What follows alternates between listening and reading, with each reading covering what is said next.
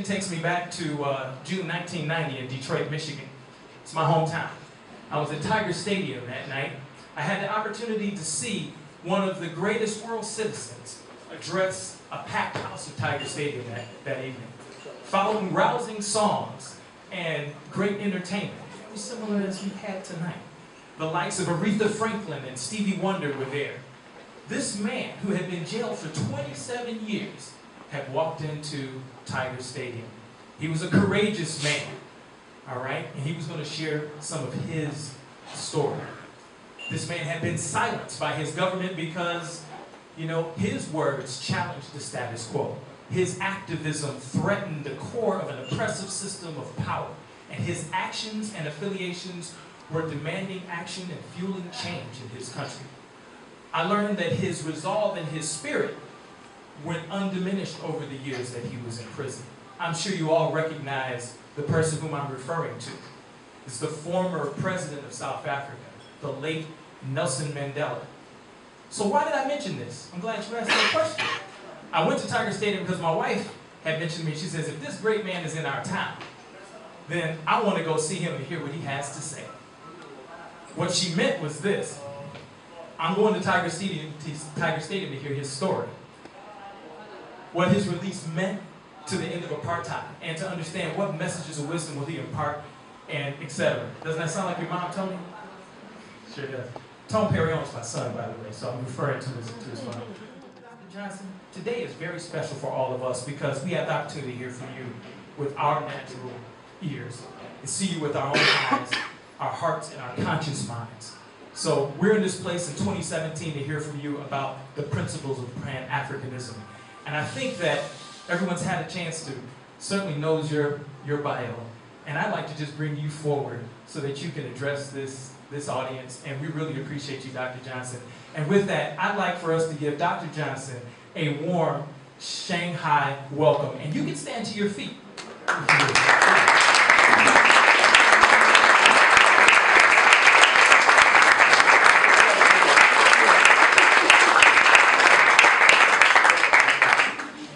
Good evening, brothers and sisters. It's an honor to be here tonight. My first visit to China, my first visit to Shanghai. I was in Japan last week. I was in Johannesburg a week ago, and in the Kingdom of Lesotho also a week ago. When I leave you guys, I'll go to Beijing, and then it's back to Brooklyn, New York City next June 2nd. The good brother mentioned Detroit, which is a very big town for Dr. Umar Johnson. I'll actually be in Detroit June 9th and 10th. We have a new organization known as the National Independent Black Parent Association. It's an organization that I founded in the United States a year ago. But tonight, I wear my other hat, and that is the hat of Pan-Africanism. I am former Minister of Education of the largest black organization in modern history, that founded by the Honorable Marcus Messiah Garvey. And it's important that you study your Garvey history and you study it well, particularly those of you who are from the African continent, because most of the freedom fighters of your countries were students of the Honorable Marcus Messiah Garvey. Kwame Nkrumah, who went to college in my city, Philadelphia, Pennsylvania, Lincoln University. Or the Nnamdi Azikiwe, whose son I met when I went to Nigeria for the first time back in 2005. He also attended Lincoln University, both members of the Philadelphia Garvey movement. There's Jomo Kenyatta of Kenya, and I just keynoted a Pan-African conference at Kenyatta University in Nairobi this past October. He also used to meet with the Honorable Marcus Messiah Garvey during his days back in the United Kingdom. But Marcus Garvey and Garveyism is probably the highest stage of what we call revolutionary Pan-African nationalism. Now, we have all kinds of Pan-Africanism today, because after the death of Marcus Garvey in 1940, a lot of us who could no longer stand on the strict principles of African people first began to deviate from the original platform of Pan-Africanism. But it's important to understand that Garvey was not the first Pan-Africanist. He was the greatest, but he was not the first. In fact, nothing Marcus Garvey taught was original. Every aspect of Garvey's thought predated Garvey's birth. Africa for the Africans, those at home and those abroad, Marcus Garvey did not invent that. That comes from Martin Delany, a fellow Pennsylvania Pan-Africanist from Chambersburg, Pennsylvania, where I went to high school. He was the first to say, Africa for the Africans. Mr. Garvey borrowed Martin Delaney's phrase and extended it. The Black Star Line steamships, Garvey wasn't the first to put ships on the water. That was done by multiple Pan-Africanists before Garvey. So why is he considered the father of Pan-Africanism when he's not the inventor of it? Because Marcus Garvey did the Pan-Africanism what Michael Jordan did to basketball.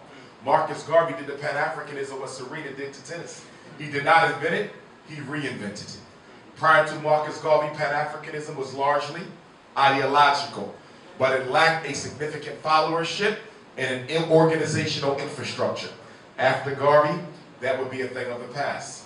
So when we talk about Garveyism, and I'm a proud Garveyite, when we talk about revolutionary Pan-African nationalism, what exactly is that? And then how do we connect that to the current political, economic time of day of Africans across the world? Well, the first principle of Pan-African nationalism is all African people are members of one human family. All African people are members of one human family. So whether you are in South Africa speaking Xhosa, or whether you are in Nigeria speaking Yoruba, or whether you are in Kenya speaking Swahili, or whether you're in London, England, speaking the Queen's English, or if you're in Brazil with Portuguese, or back home in Philadelphia with me with Ebonics, or whether you're light skin or dark skin, or tan skin or yellow skin, whether your God is called Allah, or Jehovah, or Jesus, or Amin-Ra, or Nyame, or Chukwu, or Olodumare, one race. And so as Pan-Africanists, when we look out in the crowd, as I look out at you all today, I don't see Africans from Nigeria and Africans from South Africa and those of us from China and from America and Canada, the UK and Jamaica. All I see is family. And as Pan-Africanists, we identify on the level of being African first. Nothing is more critical to our Africanity. So we are never Christians who happen to be Africans. We Africans who happen to be Christians. We are never Muslims who happen to be Africans. We are Africans who happen to be Muslims. And if you want to understand, to begin to understand why African people are last in the political economic race for independence and power on this planet, it's because we are the only people. We are the only people, I don't care where you live, which continent, we are the only people who don't put race first. Chinese put Chinese first. European Jews put European Jews first. The Anglo-Saxons put the Anglo-Saxons first. The Arab put the Arab first. The Latino is going to put the Latino first. The Mexican will put his own first, and so will the Native American. And our problem is we put everybody first before ourselves. And our biggest problem is our religion is more important than who we are. And whenever what you believe is more important than who you are, you will always have problems. Whenever what you believe is more important than who you are, you will always have problems. You can stand 5 people up. Who are you? I'm a Chinese. Who are you? I'm Arab. Who are you? I'm a European Jew. Who are you? I'm an Italian. And you point to the black person. Who are you? I'm a child of God. Your identity has no roots in your political, economic, or cultural historiography. And that's why we lose. The Honorable Marcus Garvey said the greatest weapon used against African people is disorganization. We are not organized at all. That's right. Africa is not organized. Black America is not organized. The Black UK is not organized. We're not where we are because we're less intelligent. We're where we are because we are disorganized. The race that is the most organized will always control those who are the least organized. What's going on in the world today? The Second Cold War. The communists and the capitalists, but it's no longer America and Russia. Now it's America and China. And what are they fighting over? What are they fighting over? Africa and her resources. I was in Jamaica this past August where I keynoted the Marcus Garvey celebration in Ocho Rios. Chinese have just about colonized the whole island of Jamaica. The land of Marcus Garvey is almost no longer, in fact, controlled by African people. In South Africa, what's going on in South Africa? The South African government is letting Chinese and the Arab and the East Indian come in and buy up the land and the resources, and they're doing it so much that if something isn't done soon, within the next 75 years, black people might be a minority in South Africa.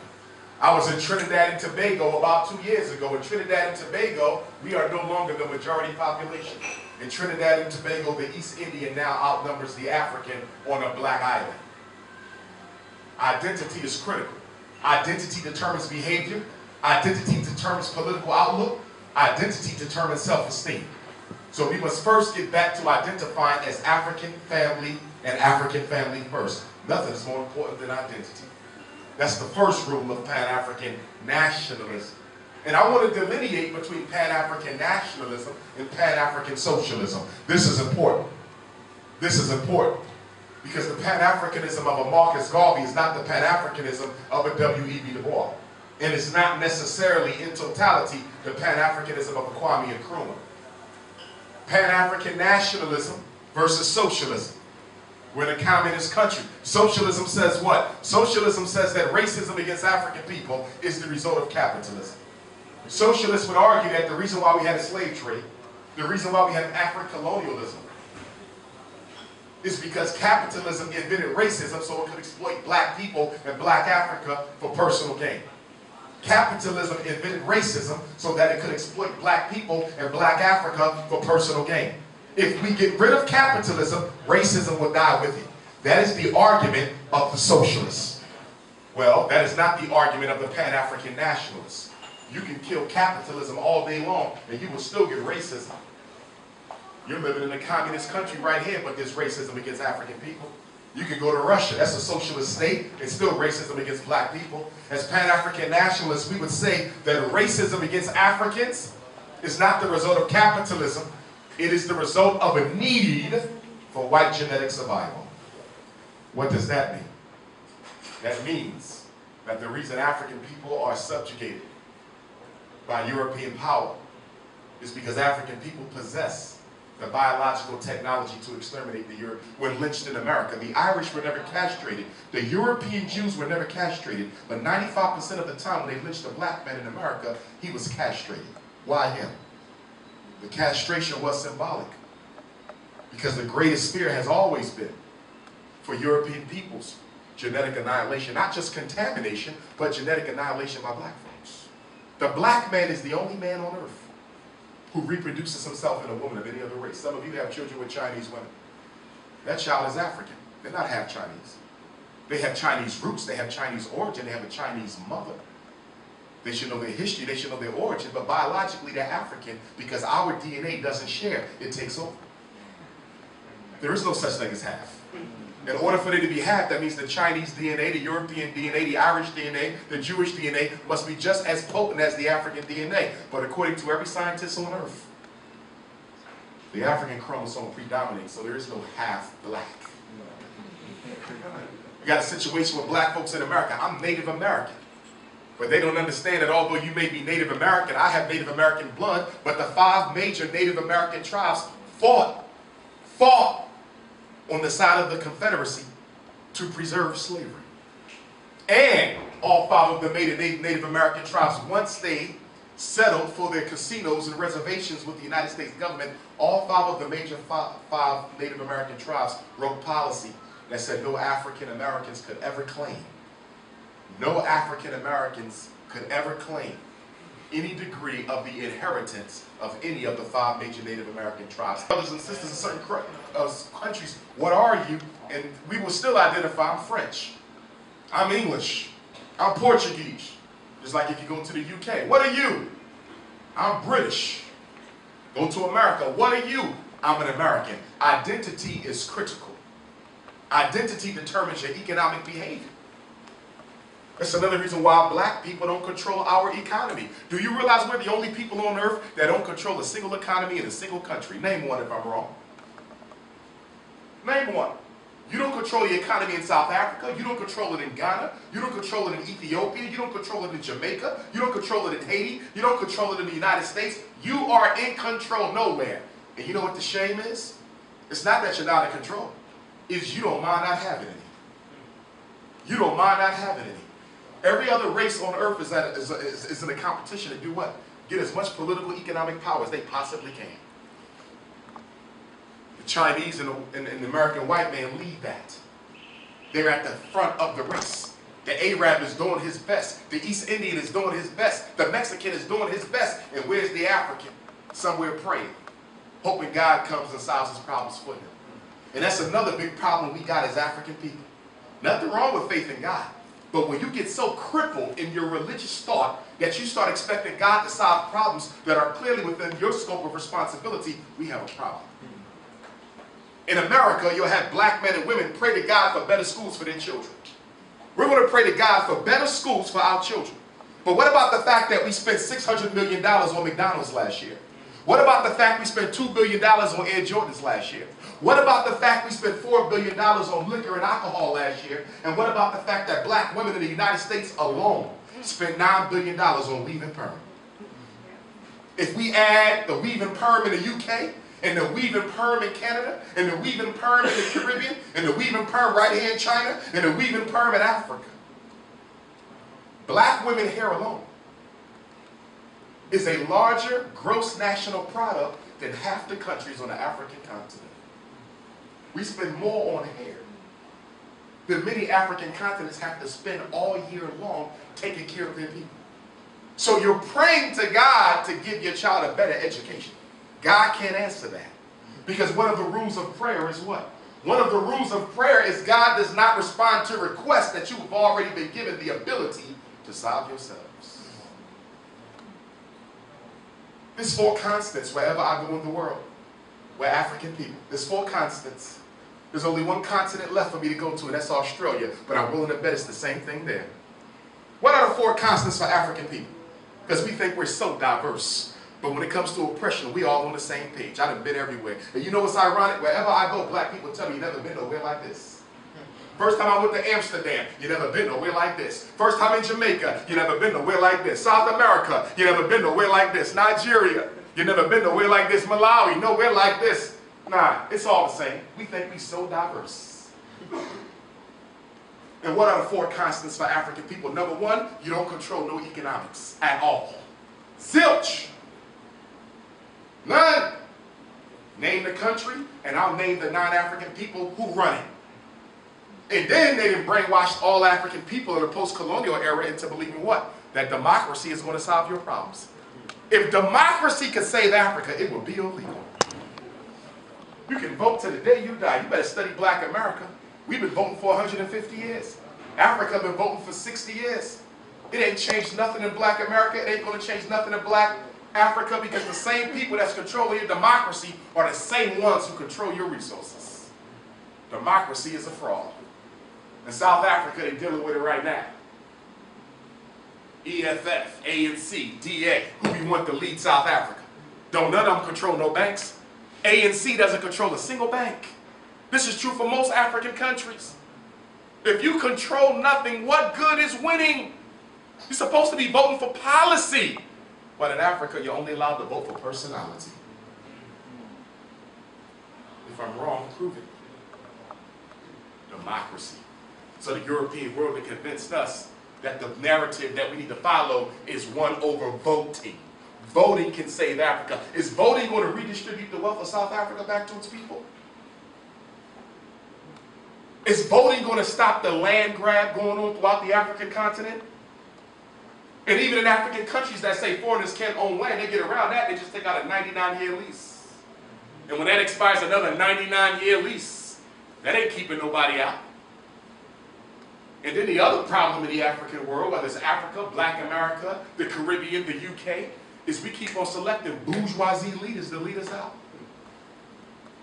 Africa, we got this belief, and when I say Africa, I'm talking about the African world because I'm a Pan-Africanist, so I'm talking everybody, ain't nobody different.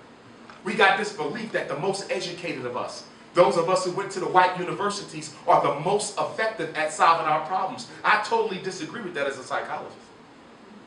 How can the person most trained by his oppressor? How can the person most socialized by his oppressor? How can the person most nurtured by his oppressor be the one most likely to lead you to liberation when he's the most enslaved of you all? Carter G. Woodson, Miseducation of the Negro, you should read it. Carter G. Woodson, the father of Black History Month, a friend of Marcus Garvey, said what? The college-educated Negro is seldom of any use to his race because the education he gets at the white university is an education that separates him away from the best interests of his own people. I mean, let's be honest. I have 6 college degrees, you have your degrees. The purpose of college for us as well. What is the purpose of college for African people? Because it doesn't guarantee you a job. It does not guarantee you a job. In the United States of America, we have over 2 million African Americans with master's and doctorate degrees unemployed today. In the UK, the numbers are not much better. In Toronto and Montreal, the numbers are not much better. So if college education is not bringing us economic opportunity, what's the purpose of it? Well, the first purpose is to put you in long-term debt to the European banks of the world. You're going to learn yourself right into debt. And y'all know what I'm talking about because everybody in here, most of us owe some student loan money. And we can't wait to go back and get another degree and get some more debt. Tell me I'm wrong. You go looking for a job, they tell you you ain't qualified enough. So you run back to the university and get another master's degree. You go back, take out another job application. They tell you you're still missing a couple credits. You go back and get your second master's. You go apply again, you're still short. You say, damn it, I'm gonna get a doctorate and end it all. You get a doctorate, you come back now. Before they said you was underqualified, now you overqualified. What the hell is overqualified? They just make up words. Overqualified. If I want to sweep floors to keep the lights on in my daughter's house, who are you to tell me I can't because of my education? How about they wasn't going to hire you at all, they just simply ran you around hoping you would drop out and forget about it? Garvey said, any race of people that depends upon another sooner or later dies. Any race of people that depends upon another sooner or later dies. And speaking of that, the African continent is being suffocated by outside aid. Thirsty African leaders looking for more loans, grants, and handouts from the West. Thirsty. Caribbean, no different. We want more investors in Ghana. We want more investors in the Congo. We want more investors in the Gambia. Investment ain't nothing but another word for neocolonialism. That's all it is. And then they let the Chinese buy up the continent. They say, wait, don't be upset because the Chinese are going to hire you. Not true. Chinese show up in Africa with their own workers. Boat come right with them. They ain't hiring no black folks.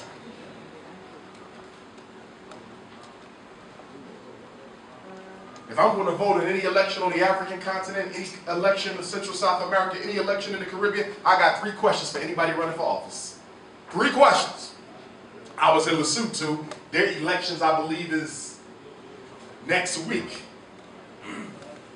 So they interviewed me. Dr. Johnson, what do you think? Should we vote? Well, first of all, voting is only going to work if it's done systematically in groups. If black people are only going to vote their individual conscience, it'll never work because all progress is group-based. Teamwork makes changes, not individualistic Negroes with their own selfish agenda, which is a big problem of ours. We are least likely than any other group to subvert our personal agenda for the greater good of African people. We are the most selfish people on earth, which is ironic because culturally, we're the most collectivist. How did we get to be so selfish? Because whenever the white man catch a cold, you catch the flu. You love outdoing him better than he does him. That's right. You are the greatest imitator on earth. Black men marry outside their race more than every other man on earth put together as a percentage. How do you explain that, black man? I don't care where you live at. China, Canada, UK, Caribbean, New York, Houston, Detroit, Chicago. Black men love finding out African wives. Especially the educated brothers. They didn't make excuses. That's all that's around me. It's a damn lie. I've been around white women my whole life. I didn't catch love. You caught the love disease. And I was complaining that the brothers ain't marrying us. My goodness. I got my master's. I gotta get me a white girl. It's a true story. In America, only 1 out of every 4 black women get married. And half of them who get married will be divorced within 3 years. 75% of them will be divorced within 5 years. I'm thinking about the black boy. If he don't see an example of a happy, healthy black family, he may not be motivated to create one. And then in America, they got a whole media war against the black family. And it's global, it ain't just America. Have any of you seen the Empire series? Y'all see Empire, right? I know y'all do. Lucius Lyon, Cookie, Andre, Hakeem, and Jamal, right? It looks like it's just entertainment, right? But let's look at it a little bit deeper. This is the #1 miniseries on television, which is significant because white people don't normally watch black people on TV. You're not of interest to them. But this is the #1 miniseries. You got 4 black males in leading roles. You got Lucius, narcissistic, power-hungry father. You got Cookie, hood rat mother. You got Hakeem, hyper-masculine, hypersexual hip-hop head. Don't like black women, uses them for sex, throw them away. Lucius can't stand his baby mom, don't trust women. Then you got Andre, bourgeoisie, Ivy League trained son, had a white wife. But last season he found a sister, hallelujah. And then you got Jamal, hyper effeminate homosexual black male. Here's my question. If you think Empire is all entertainment, is it just a coincidence that the #1 miniseries on American television doesn't have a single black man with a positive relationship with a black woman? Not one of those 4 has a positive relationship with a black woman on that show. There's no such thing as entertainment, it's propaganda. The television is the greatest propaganda device ever invented. You can change the thinking of millions of people with a 1-hour show. And then we invented BET, Black Extermination Television.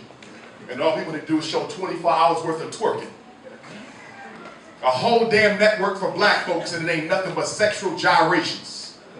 Every rap song got 4 elements in it. I don't care who rapping, where they come from, what label they on. They all rapping about the same 5 things. #1, killing other black men. #2, sexually exploiting black women. #3, smoking all the weed we possibly can. #4, being happy to go to jail.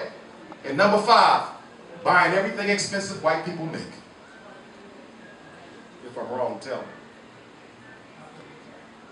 If it was up to me, Western white man would get an award for the greatest creation of all time. The greatest creation of all time. And do you know what the greatest creation of all time is? You, the Negro. You're the only organism living on God's earth. The only organism living on God's earth that works against his own best interest without being paid. The first law of survival, or the first law of human nature is what? Survival. The first law of human nature is survival. Study any animal in the jungle. The first thing he's trying to do is survive. Study any fish in the sea. The first thing he's trying to do is survive. Study any plant in the horticultural community. First thing the plant wants to do is reproduce itself. Black people, you're the only thing living on earth that does not want to produce, does not want to succeed, does not want to survive. You're content to exist.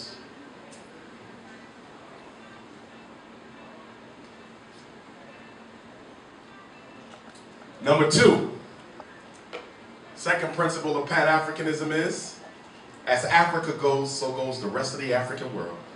This one is important, because some of us think if we move out of Africa and just do our thing in China, we move out of Africa and just do our thing in America, or black folks in America, black folks in the UK, black folks in Canada, the best thing we can do to help Africa is to take care of ourselves. That's the biggest lie I ever heard. That's the biggest lie. You want to know why black America, why our kids still being shot down like dogs in the street? Trayvon Martin and Freddie Gray and Sandra Bland and Philando Castile and Alton Sterling and little Tamir Rice. You know why? Why can they do that and get away with it? We got Chinese gangs in the United States. Oh, hell yeah, we got Chinese gangs. Right in my city of Philadelphia, we got Chinese gangs down in Chinatown, but they never get shot, killed by police. We got Jewish gangs, they never get shot and killed by police. We got Mexican gangs, they rarely get shot and killed by police. Black kids don't even have to be in no gang, just walking down the street with a hoodie on your head and get your life taken. Why is it that our children are the only ones who are systematically being exterminated? Same thing in the UK, same thing in Canada, same thing in South Africa. You know why? Because African people are the only people who are dumb enough to not understand that if you don't make Africa great, you'll never be great. The respect of a people is a direct reflection of the respect accorded to its international homeland. Now let's take Chinese. Chinese in Jamaica, never disrespected, mistreated. Chinese in London, not disrespected. I don't care where you go on the earth, you will find the Chinese in a respected position. Why? Because China's strong. And China not going to have that. China not going to have that. Let them start systematically killing Chinese kids in America. They're going to get a phone call right from here. I need to chill that out or we won't have problems. European Jews, same thing. They don't even do it to Arabs. And they at war with the Arabs, but they don't mess with the Arab children because they got nations strong enough to speak out for their best interests. African people are the only people who ain't got a single country to come to your aid. Something go wrong here in China against you, Chinese police start killing black folk, who gonna pick up that phone and call China? We ain't got no backing. As long as Africa weak, you will be weak. I don't care how many degrees you get. I don't care how many white women and Chinese women you marry. It ain't gonna change nothing. Nobody gonna ever forget you black, except you.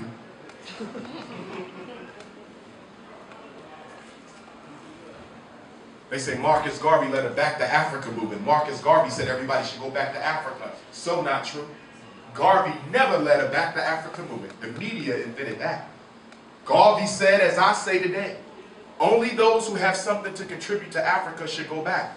We don't need everybody going back to Africa. First of all, logistically, Africa couldn't even handle 50 million blacks from America showing up at the same time. Logistically. Now, psychologically and politically, you think I want to put every black person in America in a boat and drop it off from Ghana? You really think that's going to help Africa? A whole boat full of basketballs and weed, cell phones, video games, perm juice, gay black males, interracial families. Africa don't need that. She got enough problems of her own. We don't want to give her more. You're supposed to go to Africa to build her up, not tear her down. Could you imagine what that would look like? Fried chicken? We don't need that shit.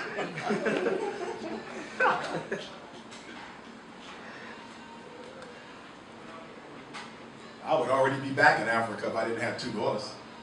I would have repatriated years ago, but got to raise the babies first. But I'm going back. I'm getting out of America. I've outgrown her. Got to do something significant for the motherland before we transition, because we only here for a century. Y'all do know that. Some of you think you're going to live forever, not thinking about how you're going to spend the next couple decades of your life. You get 1 century. And when you die, it's going to be a tombstone on that grave. It's going to have a birthday, which you know, a death date that none of us knows. And between your birthday and your death date, there's a dash. And that dash represented everything you did or didn't do in your life for the African race. What is your dash going to read? Went to college, got a job, got a yellow weave, and lived happily ever after. Went to college, got me a Chinese wife, and I chilled out. What are you doing to help the race? What you here for if you ain't going to make it better? Come on. And we ain't got to hate nobody to do this. We don't teach hate. But we are unapologetically African, and because we don't offer apologies for what we stand for, they teaching hatred. Isn't it amazing that the people who've been the most victimized by racism are always accused of being racist? You can't be racist. You cannot be racist in China, because racism is not just attitude. Racism is not just personality. Racism is attitude and power, personality and power. In order to be racist, you got to have the ability to systematically disadvantage an entire group of people. You ain't got that. You don't control no institutions. How you going to be racist? Hell, you can't even be racist in Africa because you don't control the institutions there. If I could pick up the phone and call the African Union, I would tell them don't take another dollar out on a loan from nobody. There's 2 institutions you need to study if you want to understand why Africa ain't made more progress: the World Bank and the International Monetary Fund. The World Bank And the international money. People say Africa, the richest continent. Why are people so poor? Those people must be backwards. Or, you don't understand it. What happens is if I'm the president of an African country, I need some money, right, to build. I call up Donald Trump. T-Rump, I need $5 million. T-Rump will say, okay, come get this $5 million. But I want to let you know, before you take that check, we got 3 conditions, Nigeria, 3 conditions, South Africa, 3 conditions, Liberia and Tanzania. We got 3 conditions. Condition number 1, if you take that check, it's going to be 1,000% interest on it. We just want you to know that. Oh, yes. Oh, yes. The interest rate they put on loans to African nations, you can never pay it back. So the more you borrow, the worse the country gets. But African leadership hasn't come to that realization yet because they don't care. Because they'll be retiring in 4 years and that debt gets passed to you. What do they care about it? How are you going to pay off 1,000% interest when the money is already devalued? One of the reasons they killed Gaddafi, and I'm no fan of Gaddafi, I think Gaddafi was an opportunist, but he was about to do a good thing. The idea wasn't his, it came from sub-Saharan Africa, but he was the only head of state who could put it into practice. And they were going to build a Central African bank. Imagine that, a Central African bank with an African currency, a continental currency, tied to the resources under the soil. Now, Africa is the most minerally rich continent on earth. Can't no country live without it. That's why America and China are fighting for it right now. If you create a continental currency for the continent, tied to the gold and the coltan and the oil and the gas and the silver, it'll be the richest currency on earth. You automatically crush the dollar. You automatically crush the pound. You automatically crush the yen. White man couldn't let that happen. That was instantaneous revolution. But Gaddafi didn't understand white supremacy. Because a couple years before they killed him, what did they do for Gaddafi? No. They dropped the charges against him for the Pan Am bombing. Remember? All these years we want to prosecute him. He shot that plane down. All of a sudden, out of nowhere, we forgive Gaddafi. We're no longer pursuing charges in relation to the Pan Am bombing. We want to open up a new relationship with President Gaddafi. Gaddafi fell for that. That's how they get you. They soften you up, butter you up, you drop your guard, and they come and tomahawk you. And that's exactly what they did to him because he don't understand racism. And a lot of y'all don't understand it either. The rules of racism. White racism is different from other racisms. It's different from Chinese racism. It's different from Arab racism. White racism, the worst kind. And what is the first rule of white racism, my African brothers and sisters? The first rule of white racism is all white people are racist. Every last one. The one you're sleeping with, your boyfriend, your wife, your husband, your cousin, they all racist. Y'all shaking, you can't sit still because you was raised on a white Jesus. So how can you believe all white people are racist when you've been praying to one your whole life? Don't confuse politics with emotion. Don't confuse, when I say all white people are racist, you start jumping around. You know why? Because you think I'm saying all white people hate black people. That's not what I say. Your political education ain't right. I didn't say all white people hate black people. I said all white people are racist. What's the difference, Dr. Johnson? The difference is hate is emotion. Racism is power. It ain't got nothing to do with the other. That's right. You can have a beautiful personal relationship with white folks. You can have a beautiful personal relationship with white folks, but the relationship that exists between that group and ours is one based on oppression and privilege. And no white person is ever going to sacrifice the best interest of the group because of your personal relationship. And until you understand that, you ain't understood racism. We think white folks put black people in groups. I got me a doctorate. I'm special. I'm light-skinned. I'm special. I'm a Christian. I'm special. I got a white wife. I'm special. Go ask Bill Cosby how special his ass is. He made a whole career out of entertaining white folks. We from the same neighborhood in North Philly.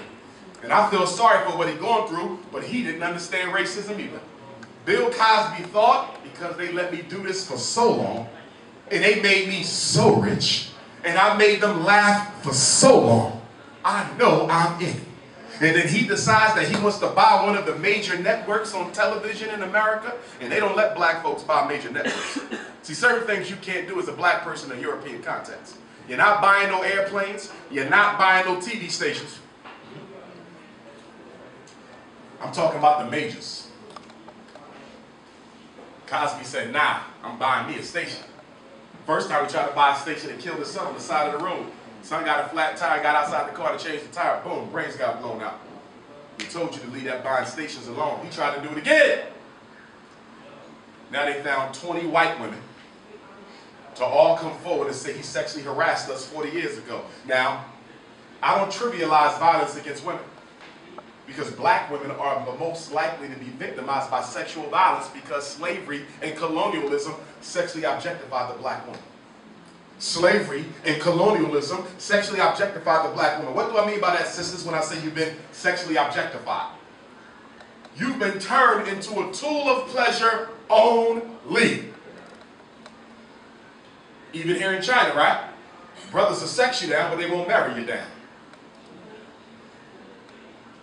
Because you've been turned into a tool of pleasure. And when I say that they sexually objectified the black woman, they sexually objectified everything about the black woman.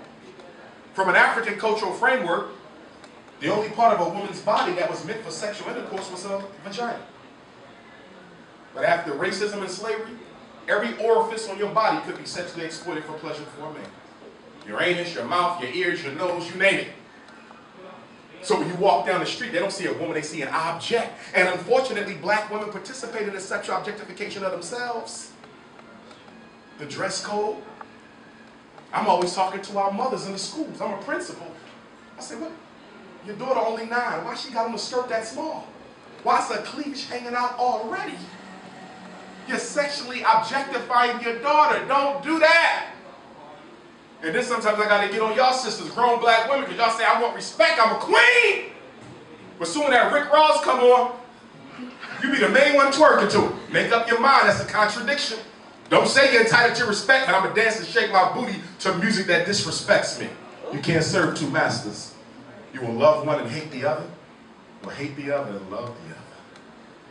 Contradictions. We got to work through them because black folks got a lot of contradictions. I'm not black, I'm just a child of God. You love that, don't you? That's all you hear in Africa. Stop it, my brother. We are all humans. Because you think by saying that the white man gonna forget you black. And the only reason why you don't want to be known as an African is because we're losing right now. If we was winning, you'd be proud of it. But because we're losing and you too lazy to work to make us better, you just want to opt out of the race, but you can't. The whole world ain't gonna let you opt out, not at all. All of us will wear the stigma. All of us will wear the stigma of being the underdeveloped peoples until we make ourselves what we need to be. It can change. Black people ain't, God didn't put you here to be this. But you got to know that in your heart. And you got to get out of the mindset that church didn't put you in, making you think that it's a blessing to be broke as hell. Religion. In America, we get a black church $14 million every Sunday. $14 million every week. And we ain't got no schools, $14 million every week. No hospital, $14 million every week. No manufacturing, $14 million every week. No supermarket, $14 million every Sunday in black America, and hardly any black banks. You in Detroit, my brother, the feds just shut down one of the oldest black banks in America out of Detroit. Africa, same thing. I'm riding down the street in Liberia. They got a street in Liberia for 10 miles, ain't nothing but churches. I'm in Ghana, we in Ghana. Y'all done took white Jesus to a whole nother level in Ghana. They got a statue of white Jesus that walk and move. We at the bus stop, he dancing a white Christ down the damn street. I said, this is crazy. In an all-black country.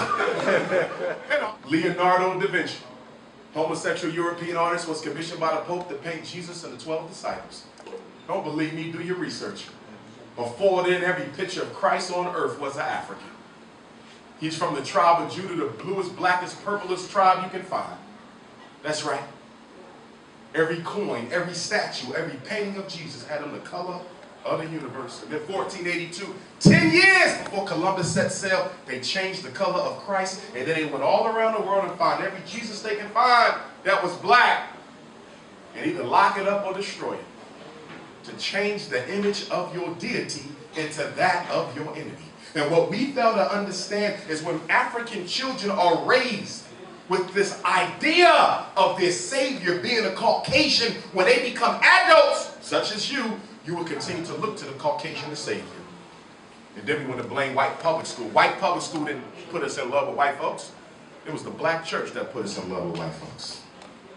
So we all got to give something back to Africa. Every last one of y'all here in China, you got to be contributing something back to Africa. And not just donations. The problem with this African aid is that we want to give.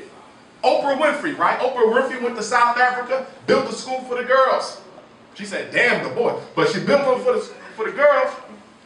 And guess what? I ain't got no problem with Oprah school. It ain't Pan-Africanist. They don't teach no black consciousness. It's a bourgeoisie institution. But I still think it's better than having no school at all. But the question I got to ask you, why did Oprah build the school instead of giving them the wealth and the capital to do it themselves? If you give a man a fish, he eat for a day. You teach a man to fish, he eat for the rest of his life.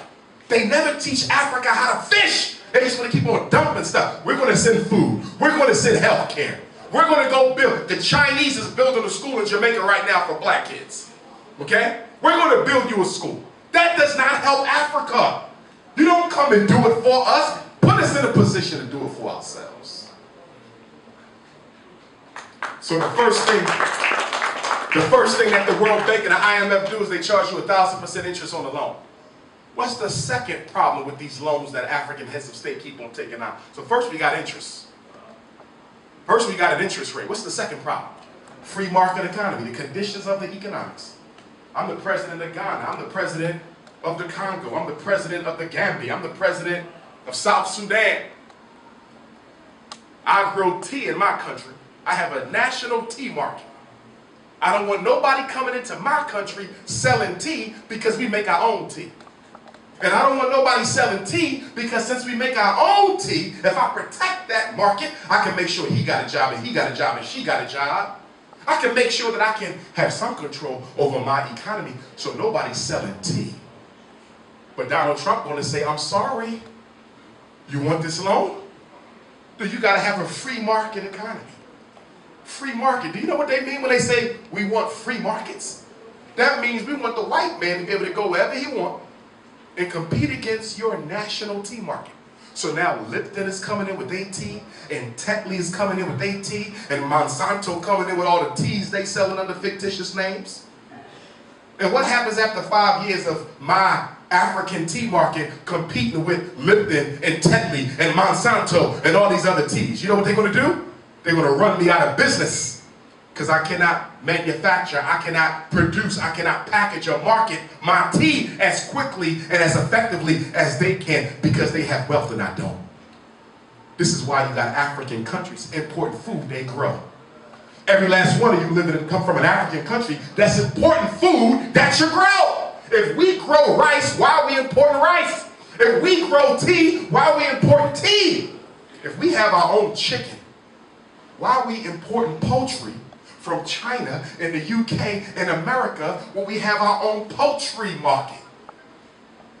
Because that free market sabotages your native industries. That's why Africans are eating food from other countries that you should be growing yourself.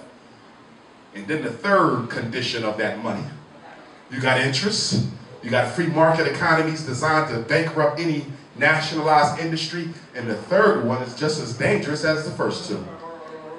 Mandatory birth control techniques. Oh yes. Oh yes. Oh yes. Liberia, you want some more money? Well, you're going to have to make contraceptives available in high school, and not just condoms, because they might not use the condom. So we want you to put the Depo-Provera in a 16-year-old girl's arms in Africa. We want you to start a voluntary hysterectomy program and tell the women in your country that since they're so poor, they should not be having children. Why have a baby if you're going to be poor, African woman? That's not fair to the child. Let us tie your tubes up. I remember I was driving to the airport in South Africa. They had a big sign on the wall that said, free hysterectomy, $500 US. Do the research. Paying South African women $500 to get their reproductive system taken out. When I was in Soweto a couple of weeks ago, every street corner in Soweto, 5 abortion stickers hanging up. Safe, affordable.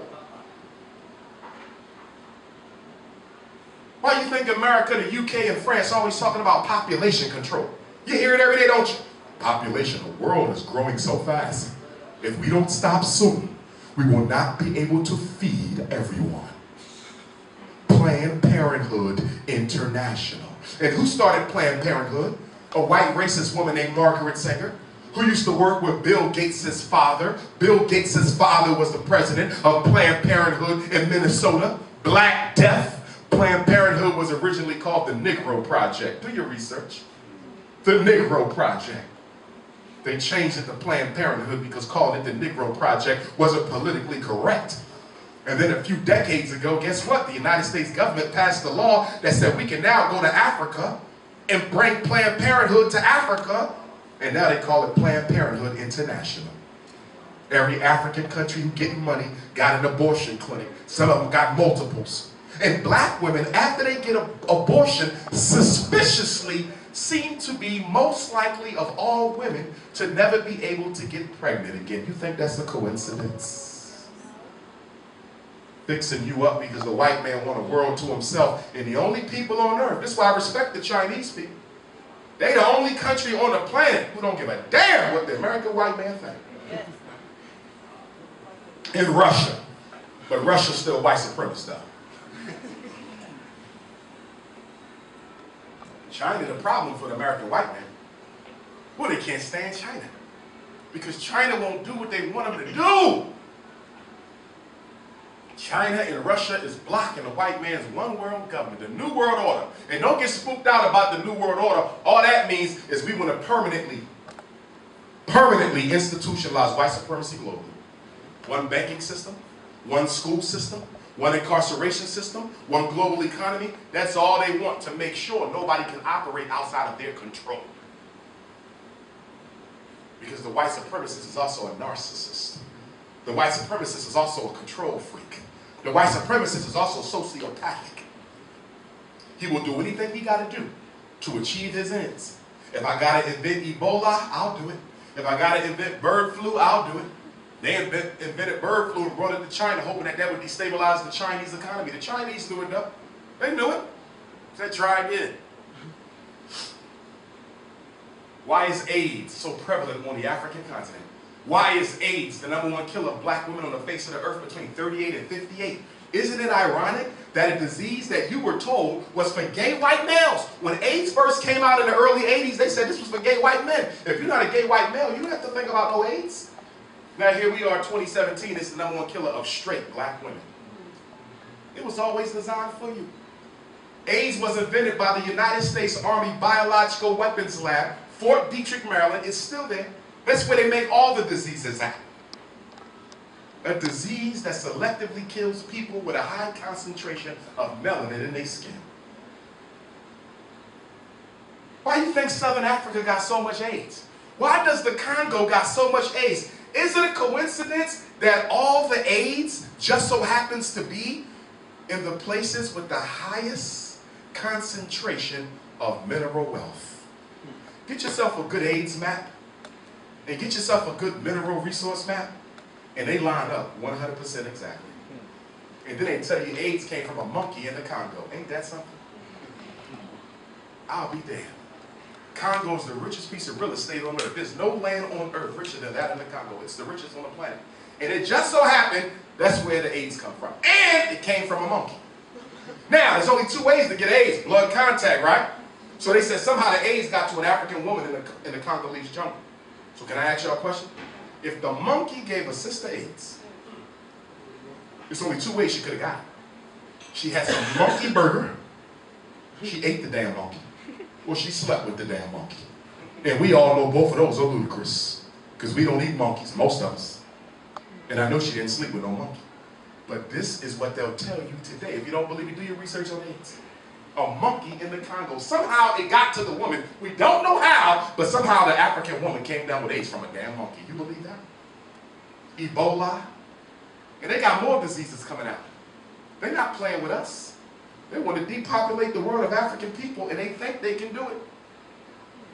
They think they can do it. And we so in love with white folks and white culture, we can even wake up and smell the coffee.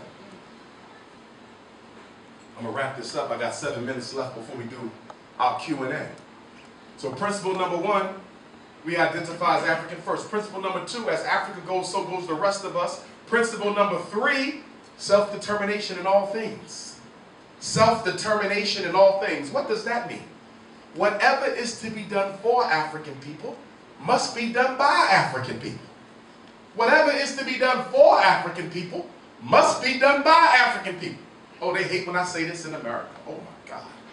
They hate it. Why? Because everybody being paid by white folks. Black church being paid by white folks. NAACP being paid by white folks. Urban League, the black fraternities, black sororities. My definition of a black organization is not just an organization founded by blacks, ran by blacks, but it must also have a black agenda, and it must be exclusively funded by blacks. And when you add those 2 extra criteria, serve a black agenda, and financed by black folks, you have almost no black organizations in America. In fact, I would argue you have almost no black organizations in the world. The hand that pays is the hand that rules. But we so thirsty, we still trying to use the white man's money against the white man's power. What is to be done for us must be done by us. It's going to take us longer. It's going to be a harder fight, but it's the only way to do it. Some of y'all who follow me know I've been raising money to build the Frederick Douglass Marcus Garvey Academy. I've been offered money all through the years. White bankers, we can fund you. White philanthropists, I want to invest. No, you're not. Because you're not controlling my curriculum. I'm not teaching white Jesus. I'm not teaching Christopher Columbus. I'm not teaching gay sex. I'm not teaching none of that in this school. Take that back to Europe. They fund you to control you. Show me an organization funded by white folks who ain't controlled by them same white folks. Don't ever be so arrogant to think that you can take their money and not start changing your views. Once you get dependent on the white man's currency, you dependent on him. Get off his breast. We need funding. We need funding. We need funding. And that's why black folks is moving in quicksand. You ain't going nowhere because you're stuck in funding. Funding. Funding. Why don't you do it yourself? In conclusion, 3 things we need to do to start fixing our situation. Number 1, we got to internationalize the African struggle. We got to start working together. And that's the last principle of Pan-Africanism I'm going to give you tonight. There's more, but for the sake of time, I can't go into it all. The last principle, we rise together or we don't rise at all. Oh yeah, you might can't stand Dr. Umar Johnson, but guess what? Unless I rise, you ain't either. That's right. That's right. Black America might not want to deal with Africa at all, but they will rise with Africa or they won't rise at all. The Caribbean might not want nothing to do with the blacks in Canada, but we will rise together or we don't rise at all. Oh yes. So I can't just ignore the fact that you're not participating in the struggle because I can't move without you. We lock together by an invisible spiritual cord that says we all float or we all drown. You better get used to it. First thing we need to do, we need to start a banking system. It can be a credit union. It can be a full-fledged bank. Y'all need to start your own little susus right here in China. You have to create a system where everyone in here can start their own business in China. You have to do it. You're not going to get the funding from the Chinese banks that you want, and even if you do, it's going to be so parasitic that you'll never pay off the interest. We got to fund institutions that we need. Every black community, in order to be called one, got to have a school, a supermarket, a bank and a hospital. Until you got a school, a supermarket, a bank and a hospital, it's not a community yet. Funding. What good is a black business if you're not putting the black business's money in a black bank? Everyone in here can have a black business thriving in China, but if all that money goes into a Chinese bank, it's benefiting the Chinese people more than it's benefiting you. And we ain't got nothing against the Chinese people, but we need to be investing the surplus income into Africa. We ain't got a penny to waste. So that's the first thing, banking institutions. The second thing is schools. You don't change nothing. You don't change nothing. Listen to me. You change nothing. You don't change the politics. You don't change the economy. You don't change black family. You don't change culture. You don't change mindset until you change the educational system. Until we give our children a revolutionary pan-Africanist educational system where they are taught the politics of power, we don't move. And that's why I'm building the Frederick Douglass Marcus Garvey Academy to teach our boys power, how to get it, what it is, how to protect it. Principles to live for and a code to die by. We ain't been given that. We've been given Jesus and Muhammad our whole life. And the third thing we need to do is the black man got to rededicate himself to the black woman. Straight up, gentlemen. All of us in here who not married, we got to get married and we got to marry queens. For the brothers who ain't married to black women, y'all got to tell all the other brothers that they need to marry black women. It's the only way to service it. Black women are the most populated population on earth. There's more black women than any other human species. And if brothers keep going outside the race, there won't be enough of us for the queens. In America, we got some cities where the black woman outnumbers the black man as many as 30-1. Yes! I live in Philadelphia. It's 5-1. New York City is like 8-1. We got cities 30-1 because of police genocide and black-on-black crime and mass incarceration and homosexual lifestyle, reducing the numbers of black men for our sisters. But I'm hopeful. As I wrap up, I'm hopeful. Because I know we can win this. We can win. I know we've been down for a damn long time. 400 years is a long time to be under another man's foot. But I know we can come out from under it. Before there was a British Empire, the Germans dominated the Brits. The Brits was a second-grade people. Look at China. Go back 80 years. China ain't what she was today. When Mao Zedong went to Russia, Stalin wouldn't even shake his hand. He said he's so beneath me. But look at China now. And Mao wasn't no saint at all. But China wouldn't be where she is now without some of the things he put in place. Every race you see today on top was once a slave race yesterday. From the Chinese to the Brits. He who goes up must also go down, and he who goes down must also go up. And it's time for us to go back to where we used to be, because one time we ran this planet, and we didn't have to run it with guns. We ran it with culture and love, and we can do it again. But you can't do it trying to be something that you're not. You got to recommit and rededicate yourself to your Africanity. Unapologetically African. Love your nappy head. Love your big behind. Love everything about yourself. Love your children. Love black skin. Love the broad nose. You got to be unapologetically African. Because if you ain't unapologetically African, you ain't an African at all. And stop letting people tell you that we not African. Oh, that's not what we originally called. The continent was never, ever once called one thing. It was different names. Akibalan, Ta-Nesi. Africa was one of those things. The word Africa is a corruption of Afroika, which means birth of man. And Africa is three phonemes from the Egyptian phonological system, Afrika, which means from the soul of God. I close with a quote from our ancestor, Frederick Douglass, the greatest black leader in American history. He said, if there is no struggle, there is no progress. Those who profess to favor freedom and deprecate agitation are like men who want crops without plowing up the ground. They want the rain but can't stand the thunder or the lightning. They want the ocean, but they're scared of the awful roar of the water. He said the struggle we have might be moral or it might be physical, or it might be both moral and physical, but it must be a struggle. He said, for 20 years I prayed on my knees to God for freedom. For 20 years I prayed on my knees to God for freedom, but the good Lord gave me no freedom until I got up off my knees and started praying with my feet. He said, if you want respect, why do you look for pity?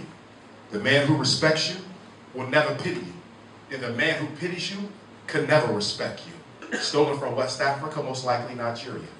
He was brought to Talbot County, Eastern Shore, Maryland. He married a black woman, my grandmom Selah, for whom my 5-year-old daughter is named.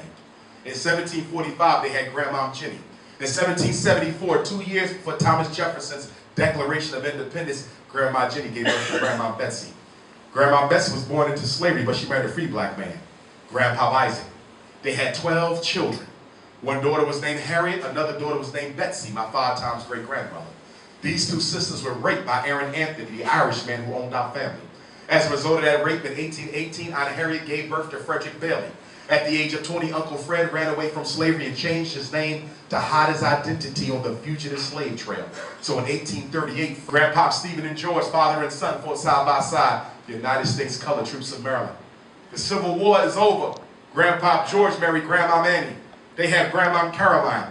She moves to Philadelphia after the death of her parents. She has Grandma Vivian. Grandma Vivian marries a Spanish-speaking Cuban immigrant from Havana, my great-grandfather Cicero. They have my Grandma Ida, who's still living. She meets and marries James Johnson. And that's why my last name ain't Bailey, it's Johnson now. And they have my father Jamal, who marries Barbara. And on the anniversary of the Nat Turner War and the Haitian Revolution, I was born in Philadelphia. Marcus Garvey said, "Without confidence in yourself, you are twice defeated in the race of life." Marcus Garvey was once asked, "Are you an African or are you a Jamaican? Or are you an African or are you a Jamaican?" And in response to that, the leader of the largest black organization in modern history said, "You ask me, am I an African or am I a Jamaican?" And I say to you that I would never, ever give up a continent for an island. I am an African, yesterday, today, and for all time. Black power.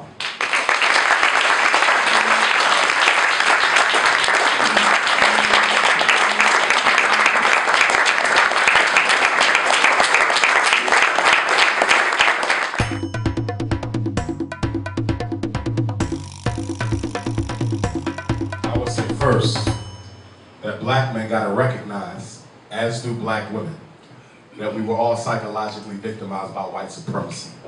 And in that victimization, black men have been influenced to value other women more than their own.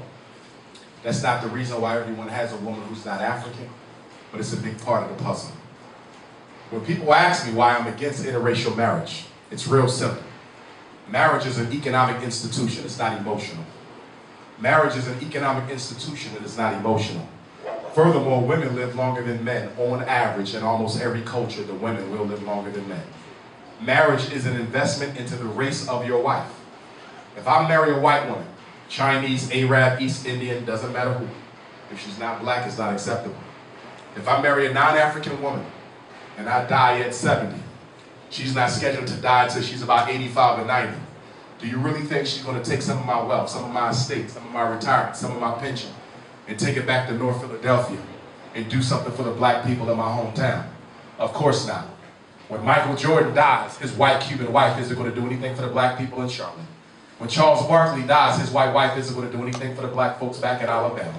When Tate Diggs and James Earl Ray and Sidney Poitier and Cuba Gooding Jr., when all of those black men married to white women finally pass on, those women are not going to go back to their hometown and do something for black folks. So for me, it is a very serious form of racial portrayal to commit your life to someone other than an African woman, because in essence what you're doing is investing in her people instead of investing in your own. How can you take from us, who need all we can get, and give to someone else who already has enough? It's not about hating those other women. It's about being unapologetically committed to the black woman. I've never dated outside my race. I never will date outside my race. And for brothers who say, well, I can't find the type of African woman I'm looking for in China, or I can't find the type of African woman I'm looking for in America, or I can find the type of African woman I'm looking for in Toronto, or Montreal, or London, or Birmingham, or Liverpool, then go back to Africa and find one. Go to Central and South America and find one. But there's no excuse for you not to have one, because there's more African women to pick from than anyone else. So to the sisters, I say, hold your head. Remember, no one beneath you can insult you, and no one your equal would even try. You got to know your worth, and you got to know who you are. Work on yourself, get your life together, and once you got everything in place, I guarantee you that your ancestors will send you the man that you need. Don't be pressed, don't be thirsty, don't be urgent, don't be desperate. Sit and wait, and the universe will bring you your mate. Ashe.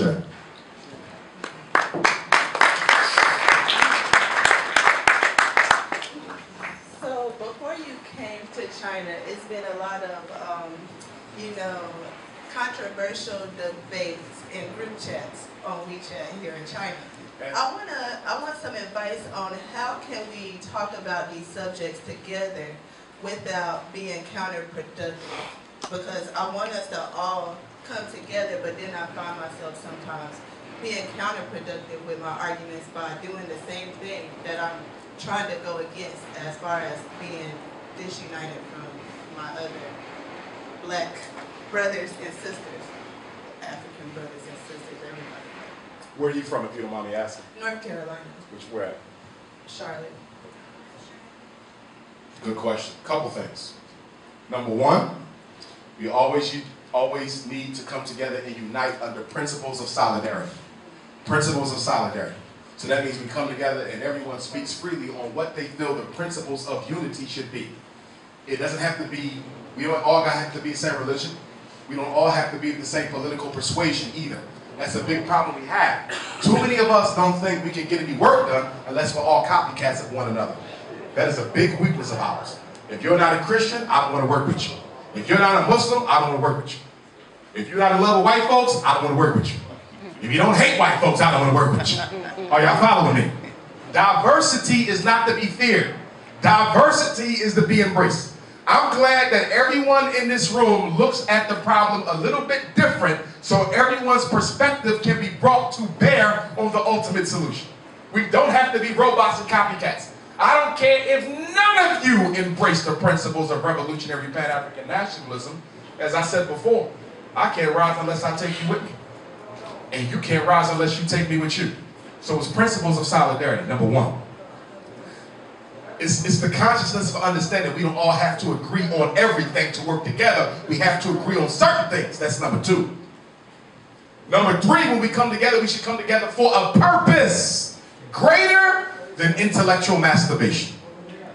Because too often when African people come together, even if it's for a purpose, it ends up disintegrating into a test of ideological egos. But that's because who's ever running the meeting, they have weak organizational instructional skill. That's why you got to have someone whose job is to silence anyone who start taking a conversation somewhere it don't belong. We came together today to talk about building a school for the African children in China. That's it. Every comment out your mouth better be about that school. You want to bring up weave. This ain't the night for that. Somebody else want to bring up the fact he married to a Chinese. This ain't the night for that. The purpose of tonight's meeting is the school. And as African people, because we always have so much to say, understandable. Because in most African communities globally, do you realize there's 196 countries in the world? There's 196 countries in the world. There's Africans in every last one of those 196 countries. But in almost none of the 196 countries do you have a forum, a regularly scheduled forum where African people can come together and express how they feel to other Africans. So what happens is when Dr. Umar Johnson comes to China, everyone wants to speak, hypothetically. Even if it's off topic, hypothetically. Because we're so not used to having a space and time for ourselves that whenever a space is created for someone else, we take it over. Keep it focused on the principles. But then we got to check ourselves and make sure we are not so arrogant as to presume that we know what's in the best interest of everyone. People, when I travel around the country, they say, Dr. Umar, what should we do? There's certain strategies and recommendations and ideas. But it would be preposterous for me to show up in Africa and say, I'm here with the solutions. That would be very white manish. Do you understand? We have to create this solution collectively. Okay? So you have to keep on going, but you got to bring other people with you, because sometimes the issue is the body that's leading the effort isn't as diverse and representative as it needs to be. If you got bourgeoisies in China who are only about making $1 for themselves, nobody gonna rock with them. So the purpose may be perfect, but the personality may not be. Choose the right leadership. And make sure women are represented in that leadership as more than just secretaries. Good evening, Dr. Johnson. Good evening. William Frazier here. Peace and love. Yeah, same to you, brother. You brought the issue about the school. You mentioned earlier that this is your first time coming to China, your first time coming to Shanghai. Now, I've been here for quite some time. Now, let me tell you about the black community in China, particularly in Shanghai and Beijing. Give it to me straight, too. I don't want no political correctness. No. I want truth. This is the only place that I can imagine on this earth that black people from different countries can actually come together with different thoughts, different ideas, based on their upbringing, based on their education, based on their contribution that they want to give to this world. Now, we have learned a lot of things here in China. Now, China is one of the fastest growing economies within the last 15 years that it took Europe, United States, and other countries to can't even compare to, can't even match. That's right. We understand that. We are studying Chinese, we understand the culture, the language, and how to do business here.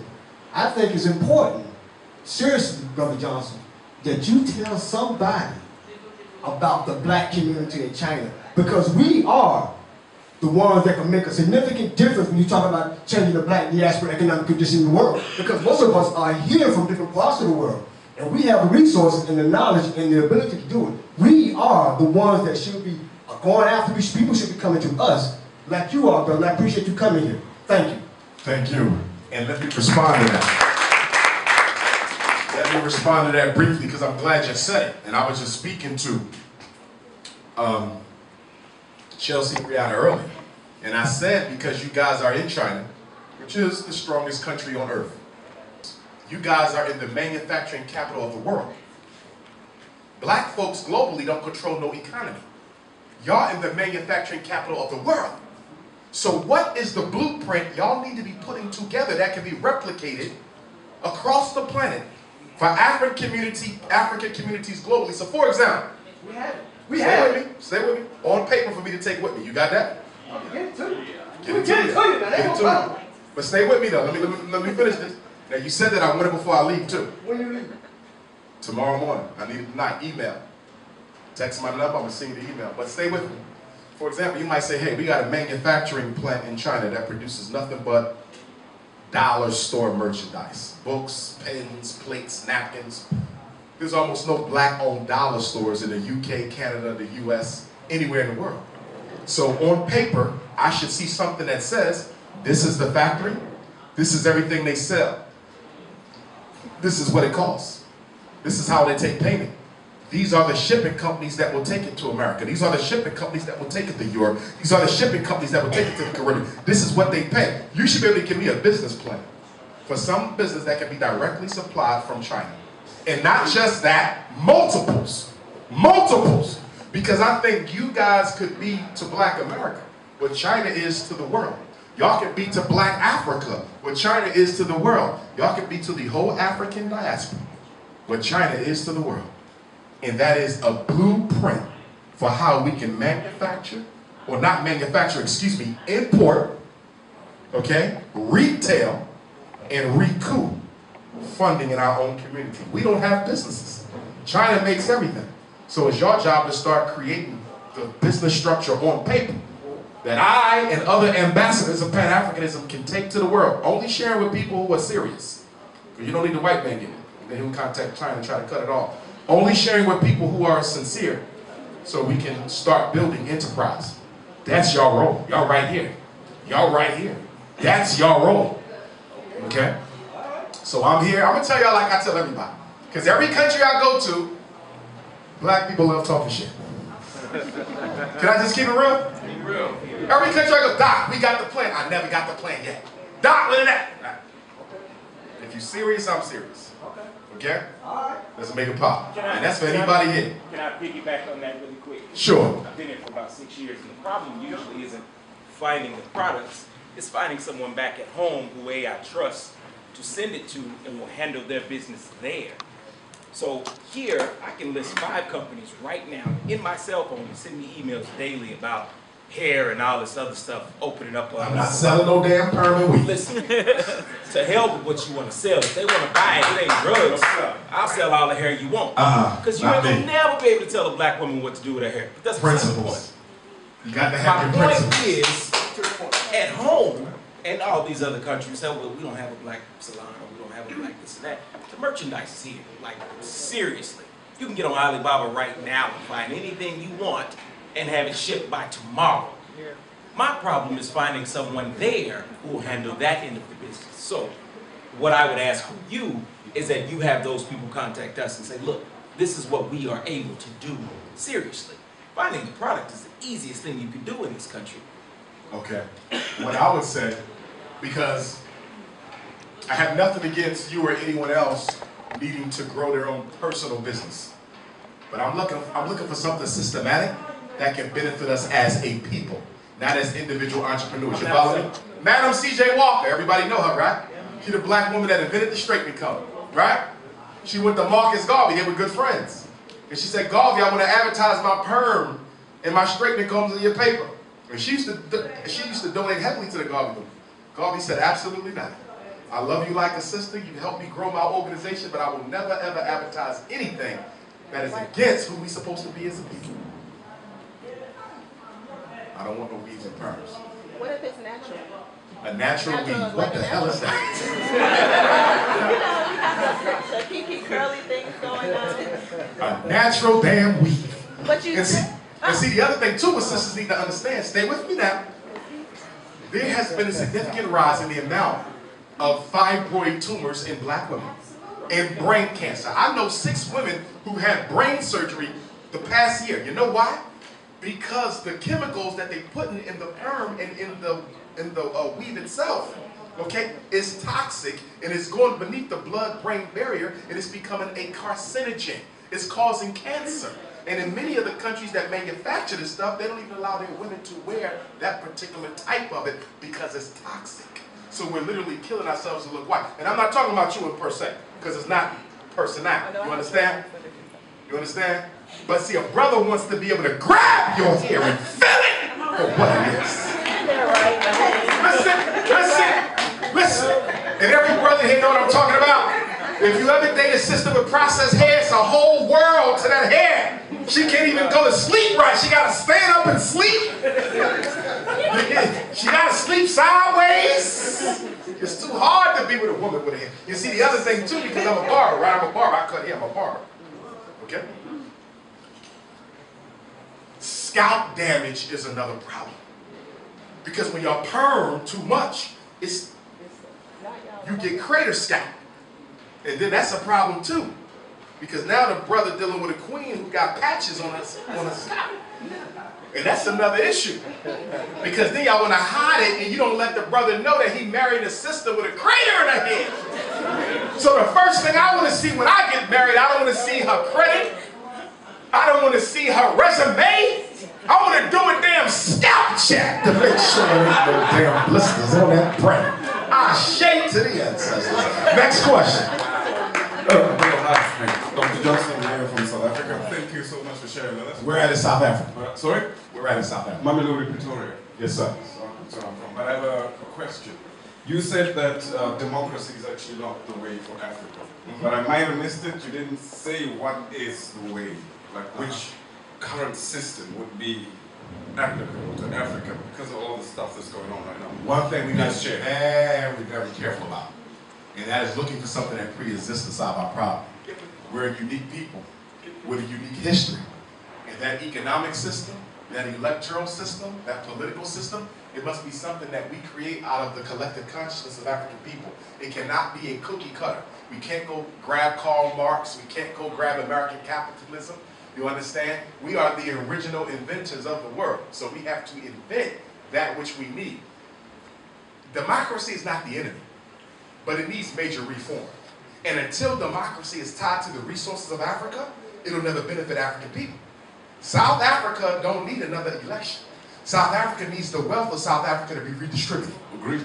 The Congo don't need an election. The Congo need the redistribution of resources. The number one thing African people need on the continent is redistribution of their own wealth. Because right now, the same people who created apartheid still dominates the material wealth of the country. Okay. But I hear what you said, but the other problem that we also have as Africans is the trenches. everybody who comes up and becomes a national leader has to have been in the trenches. So how You said they have or have not served? they have served? Who? Like you mean like Zuma having Yeah, the he has ANC? to be in the trenches before he has Well, to see, that's a serve. problem too, because as black people, we have the Jesus Christ syndrome, where we love to worship saviors. You understand? The only reason why Nelson Mandela was able to be used against, and I'm not a Mandela hater. I honor the young Mandela. The old one was way off base, but I understand why. He had no business negotiating the terms of y'all freedom. You don't let somebody who's been away from the struggle for 27 years and is now a super elder come home and pick up where he left off. He's been gone for 27 years. I told them in Johannesburg the other week, I don't blame Mandela, I blame y'all. Why did the people of South Africa allow Nelson Mandela to dictate the terms of freedom by himself? That should have never happened. We got that Jesus complex and we got it real bad. We got to get out of this Eurocentric conceptualization of leadership where there's one man at the top who knows it all and everybody else supposed to take orders from him. That's not African. We collectivists. We don't need leaders. We need leadership. It should be a team. This whole room could be the leadership team. You kill me, it don't matter. You got to deal with him. You incarcerate him, it don't matter. You got to deal with her. There's so many heads on this body that killing us and incarcerating us don't benefit you because we don't have a Eurocentric conceptualization of leadership. The other problem is most of the leaders of Africa were trained by the West, groomed by the West, financed by the West. But again, that's the people's fault. Why does Africa, just like Black America, the whole world, all Africa, I don't care where you at, we keep on choosing bourgeoisies to lead us to freedom. The people who are the least interested in your freedom are the ones you put in charge and bring it to you. You know why black folks run for office in Africa? So they can prepare for life after office. They get in office, the broker deals, set up contract. They ain't thinking about the people. They ain't thinking about the people they work about. They 4, 5, 10 years, and then once they're done, they live happily ever after, and so do their great grandkids. You understand? Look at Kenya. Jomo Kenyatta, Pan-Africanist, right? But guess what? His family is a part of the problem in the land redistribution in Kenya. Because they own so much of the good land, and even though the Kenyan Constitution say that foreigners can't own land, white folks are still finding a way to get in and own that land. The biggest contradiction of revolution is what? The people who fought it end up becoming just like the people they overthrew. The people, Zuma is just like the people he overthrew. You see? And until we deal with that contradiction, it's going to be difficult for us to bring liberation to Africa. And do you know why that is? Why do we become like the people we overthrew? Because the revolution wasn't mental. It was only social. And that's why I say we got to educate our children the right way. Because if you don't change the thinking, I don't care how many revolutions you have, the white man will stay in charge. And if you expel him, black people will go and get him and bring him back.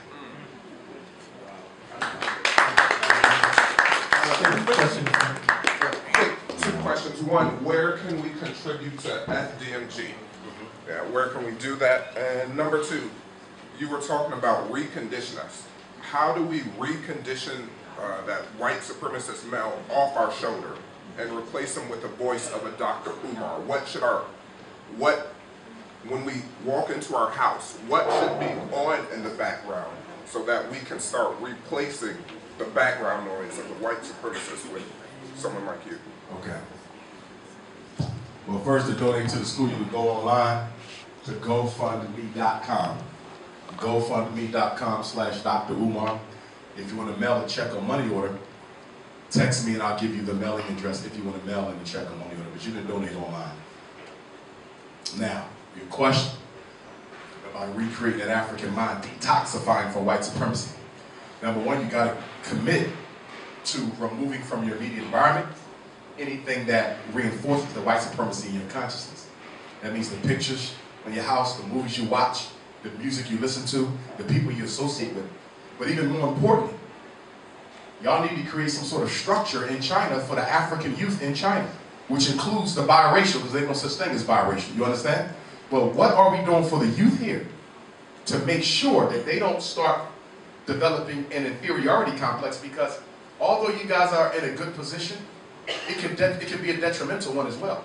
Because your children can not only end up being victimized by white supremacy, they could be victimized by Chinese supremacy in terms of an inferiority complex from being the other child, the outsider. So what are we doing here to build affirmative African consciousness in the black children who are here. Because the best intervention is prevention. For the adults, it's difficult.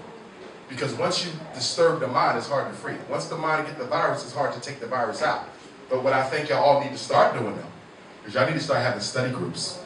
Study groups is the best way to forge a collective consciousness. Remember, nobody's going to work with you if they don't know you. Nobody's going to work with you if they don't trust you. The same thing that brother talked about have somebody you can trust. In order to build that, you got to build familiarity. You got to build camaraderie. How often do all y'all in this room come together to talk about who we are and what we need to do? See, because if y'all don't have a bond, there's no way somebody can stand up and say, we're going to build a black school and I need everybody to contribute X amount of dollars a month. The first thing he's going to say is, I don't know him. How do I know he's going to spend the money on the school? You got to build that trust. That's why when you study revolution, any kind of revolution, including Mao's right here, they had study groups. I love study groups. You know why? Because it ain't just about the study. It's about studying how people think, studying who you can trust, finding out who's dedicated. Because none of us come to the table with the same level of commitment. You may be willing to go to jail, but you might not be willing to die. He may be willing to die. I might not be willing to do other, but I might feed you some information. I got to know who I can use for what purpose, and so do you all. See, YouTube killed the study group. Facebook killed the study group. Instagram killed the study group. We got to go back to study grouping again, because that's how we got to know each other. That's how we start building allegiance. In America now, there's no more study groups in America. YouTube killed it. Everybody want to stay home and watch the lectures on TV, but it ain't about watching them on TV. It's about getting to know the other people who study it too. You cannot dedicate 1 hour to black consciousness a month and think we're going to catch up. That's the problem. White folks are 100% of the time dedicated to white supremacy.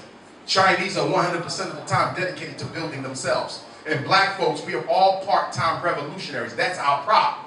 We got one Saturday to give, I got a Sunday to give, I got a Monday to give. You'll never catch up like that. The revolution is total, or it is not at all.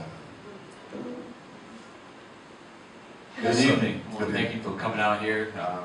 Actually, my office is upstairs. If you guys need to take photos of the time and the light, you can come upstairs. I'll open that door. It's open to everyone.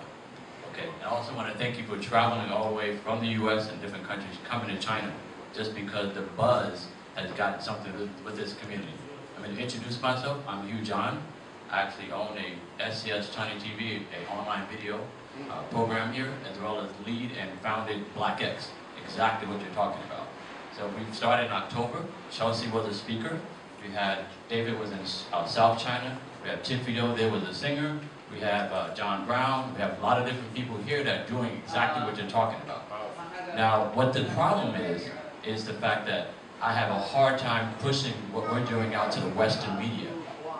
Because what we're doing is fighting against the opposition of saying, from the US, China is bad. So therefore, all this propaganda, no one wants to look this way. So when you get here, you're like, there's black people in China? So what I'm looking to do is not empower me, is to empower all of the successes that I found. I've toured over 8 cities in China. The largest event like this had 100 black people show up, just because of what you're saying is needed. However, the challenge is the gaps in industries, that because there's so many variations, there's so many combinations of talents that we don't even know how to put it together and be a superpower. So I offer Chinese classes. For John Brown, we have a hair seminar classes, teaching us how to be wholesalers, cutting out the middleman. We also have a lot of students here that are studying a PhD, giving them experience to what it's like to deal with the Chinese. I've been here 5 years, I speak fluent Chinese, I read Chinese, and I also access information and give it to the blacks. However, the challenge that I have is I can't do it by myself. Right. I'm looking for more leaders. So how can you tell to them that it ain't about me or the brand Black X, it's about you, and take this energy that we have and keep going when it gets, after you leave, it's going to be like, oh, okay, Dr. Umar Johnson's gone. How do we keep that fire? How do we keep it going? Well, number one of the biggest challenges I see with black business, wherever we are, and I'm sure it's no different here, is that the different black business entities are not intimately connected, organized, or supportive of each other in an operational way. So the question becomes, when was the last time y'all had a strategic think tank session amongst all black business owners, or as many as you can get, to talk about how we can work together as a movement? Let me give you an example. She sells hair, hypothetical. Somebody goes and get their hair done from her. They get a coupon to go to him. He does real estate. They're going to get a certain percentage off of that real estate consultation. They're going to get another coupon to go to his restaurant. When they service his restaurant, they're going to get another coupon to go and see him for financial services. And then another coupon. So whenever any black business win, they all win. Because we are circulating the dollar ourselves. I don't see that nowhere. I don't see the organization amongst the black businesses, and part of the reason it's not there, because most of us don't come from a cultural framework. That's number one. It's Eurocentric capitalism as opposed to African collectivism. So that's number one. Most of us are about our own financial agenda, not looking at the greater good. It is the selfishness of the black entrepreneur that is keeping the black entrepreneur back. You know how the Koreans took over the hair care industry in black America? They took it over because when they got to black America, they saw that this barbershop was competing against that one. Not working together. This beauty salon was competing with that one. So the Koreans looked back and they said, these black folks are all separate from each other. This is the perfect opportunity for us to come in and be the suppliers for all of them. You see that? So the question is, we got to bring everyone together. But again, it got to be principles of solidarity. Okay? It can't be one man at the top, and it can't be that way no more. That's outdated. It got to be collectivist. Everyone on the same level. You gotta have to start doing that. Let me add, we're having Black Fashion Week this October in China, in Shanghai. Okay. That's a combination of industries. Okay. So we're going to be putting that out there. And now that's the Fashion Week, but where's the black business meeting at? And I know y'all got the WeChat. I ain't talking about no WeChat. I'm talking about face-to-face meetings. Kristen over there, you have Benjamin over there. There are people here that have businesses that are quiet. It's just the fact that as a media, my role is to put it out there. Okay. It's to let you know what they're doing. Okay. Because it's hard to finance with 1 billion Chinese people. It's hard to finance when people don't even know there's black people. But y'all need to create the process and the protocol that makes it easy for people to find you. Last night I said that there needs to be a welcome manual, no matter how small, that every African gets when they get here.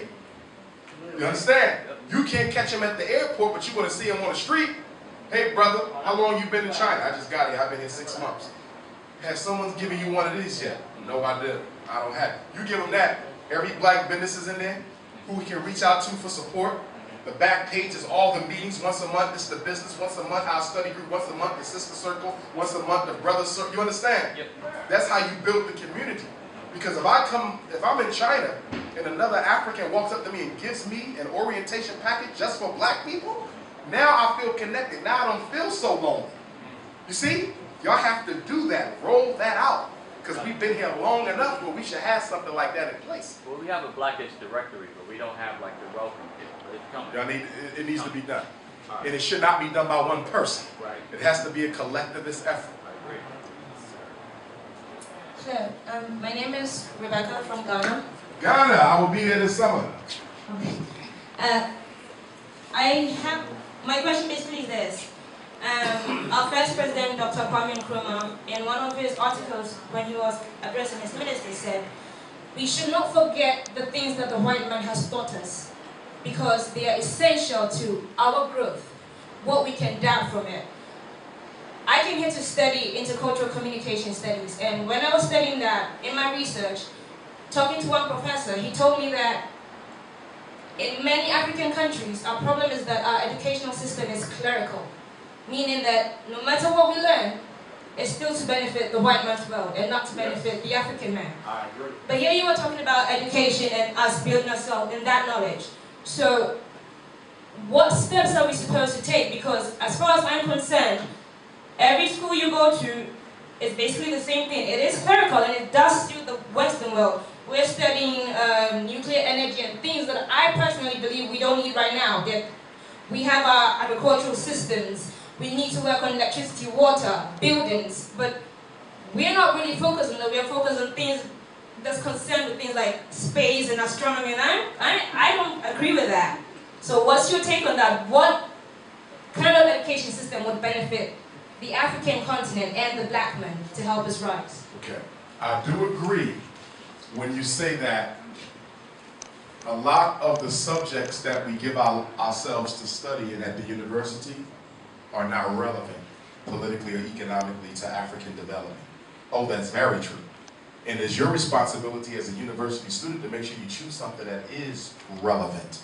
Because colleges are businesses. You understand? And every college, out of that 100 majors, only 15 might be relevant. So you have to be careful because they will love to give you a degree for something that means absolutely nothing. So it's your job to make sure you're majoring in something that's politically, economically relevant. Now, on the other hand, you named space. You named nuclear energy. You named astronomy. I'm going to have to beg to differ in that Africa does need to master those areas. One of the reasons Africa gets bullied by America in the UK is because she don't have a nuclear weapon. That's why you keep hearing about weapons of mass destruction. Because the white man wants to be the only man on the planet with the ability to wipe out other people. You understand? So he don't want nobody else having a nuclear weapon but himself. Africa needs a nuclear bomb so Africa can back other people up off. Let's be real. The white man took Africa through military technology. And the white man keeps Africa through military technology. So I don't care how much Africa develops economically and politically, she will always be owned by another race until Africa develops the same degree of military sophistication that the West has. So that nuclear energy, oh hell yeah, we need that in Africa.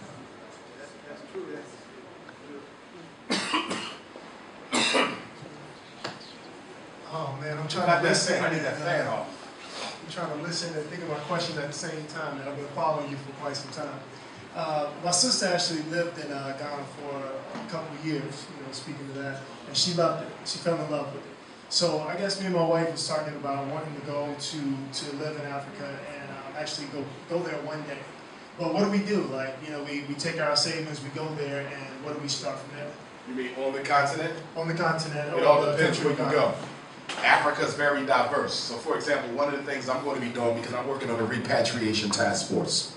So I'm going to take about 75 Africans from the West, USA, Canada, UK, Caribbean, Central South America, a group of 75. We're going to choose 2 countries. We're going to spend 90 days in one, 90 days in the other.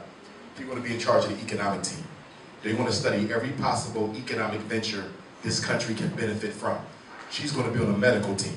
She's going to study the medical sophistication, the hospitals, medical technology. What aren't the people getting in terms of treatment? He's on the educational team. He's studying the schools. She's on import-export. She's studying what we need to be bringing in input. Somebody else is on the religion team. What is the church teaching? How can we create a separate church or empower the church that's already there? So we want to study the systems, study all the systems, and from that study determine what it is we want to bring to Africa. Because it ain't about going to Africa to rape her. Too many black people go to Africa to rape her. They're just black capitalists. It's okay to benefit yourself as long as you're benefiting the continent too. You understand? So that answer is going to be contingent on where you are going. Some places, agriculture better. Other places, education is better. Other places, religion may be some investment, banking. It all depends on where you go. You understand? But that's something we're going to be working on, so we can talk about that, because I'm trying to make that happen within the next 12 months. We've raised $700,000 for the Frederick Douglass Marcus Garvey Academy. And I'm starting to significantly consider putting my school in Africa, okay? Because 700,000 US can go a long way on the African continent, okay? So I want to build a school, residential, but that's just the beginning. The school is just the catalyst for the Black Wall Street in Africa. Now we got a supermarket, now we got a bank, now we got a whole community of homes, we got our own gas station, we got our own everything, okay? That's what I'm looking at. Because there ain't no future for us in America. We're going to have to get up out of there. My name is Albert Kari. I'm I'm from West Africa. What country? Niger. We speak French in this part of Africa. And all what I'm seeing here are people that are coming from the south part of Africa that speak only English. And my concern is, what are you doing for your movement? Because I see you going to Ghana, you're going to Benin, you're going to South Africa. For this part of Africa that doesn't speak English. Because where I came from, we have Boko Haram, and they're killing people in my village because of miseducation. People didn't go to school to learn what is Boko Haram, and what are you doing for this? And my other question is this one, because we have this French system killing us. The safer system is the money that most of the French-speaking countries in Africa are still using. The other part of Africa are not.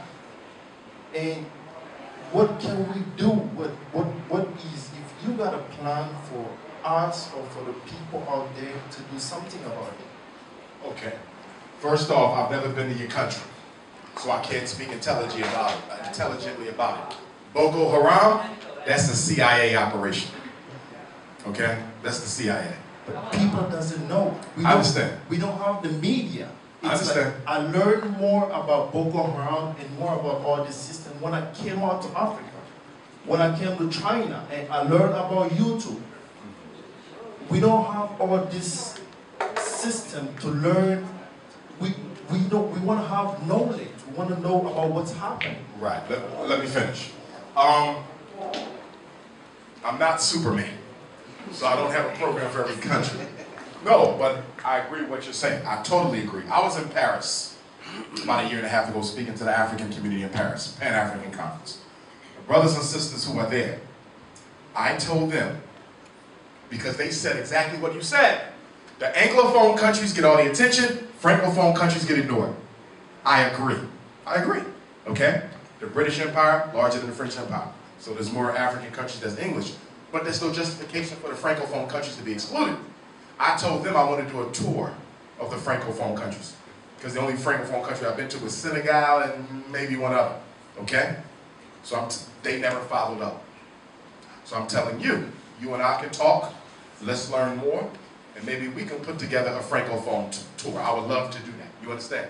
So we got to start somewhere. Okay, so get with me, let's talk about that. What's up? My name is Louis Capi. I come from Gabon, yes, also a Francophone country. Yes, sir. My question is about religion. Why black people doesn't want to get away about Christianity or Islam? Anytime I talk to my friend, we should go back to our roots, like to our ancestral religion. And I try to tell them, like, I'm going to be initiated in Bwiti, which is like a traditional religion in Gabon. Everybody get away from it. Like, you are not Christian, you are not Muslim.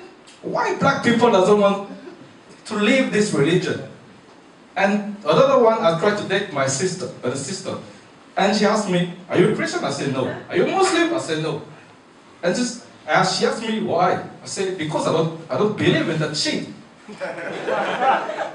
The Christianity came in Africa, they killed and they murdered our mom before they raped our mom in Congo. How do you want me to believe in this shit?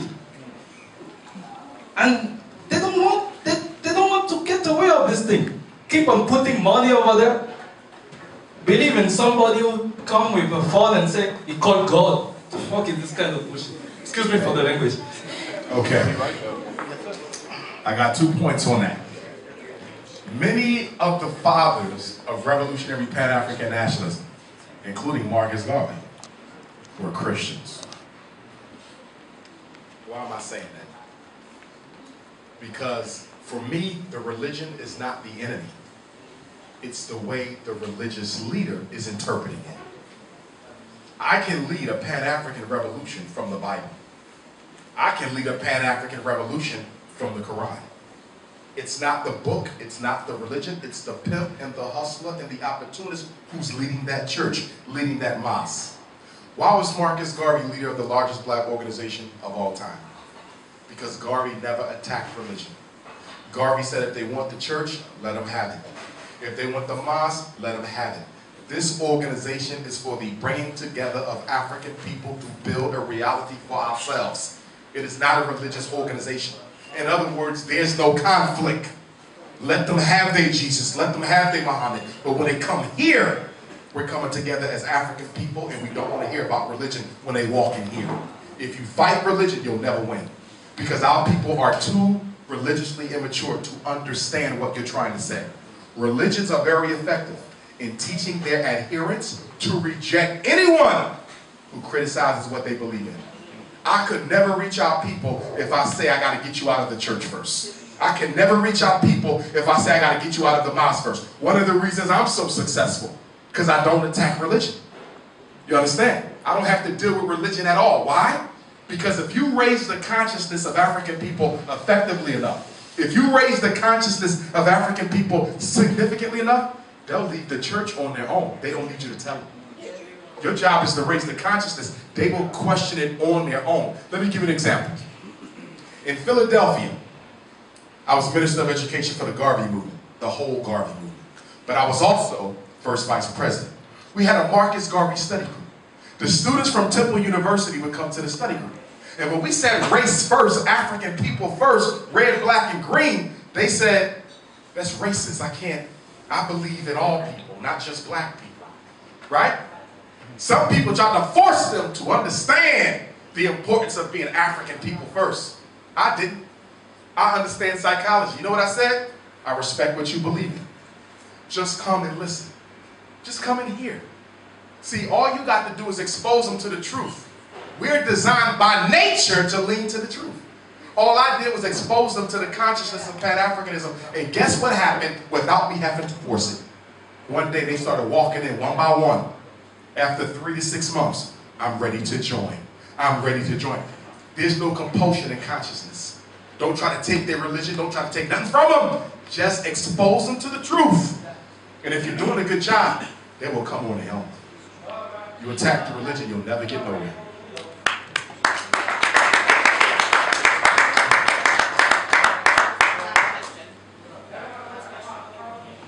Hi, my name is Kristen Stanley. I'm actually from North Philly. North Philly, where at? 17th and Oxford Street. What? Yeah!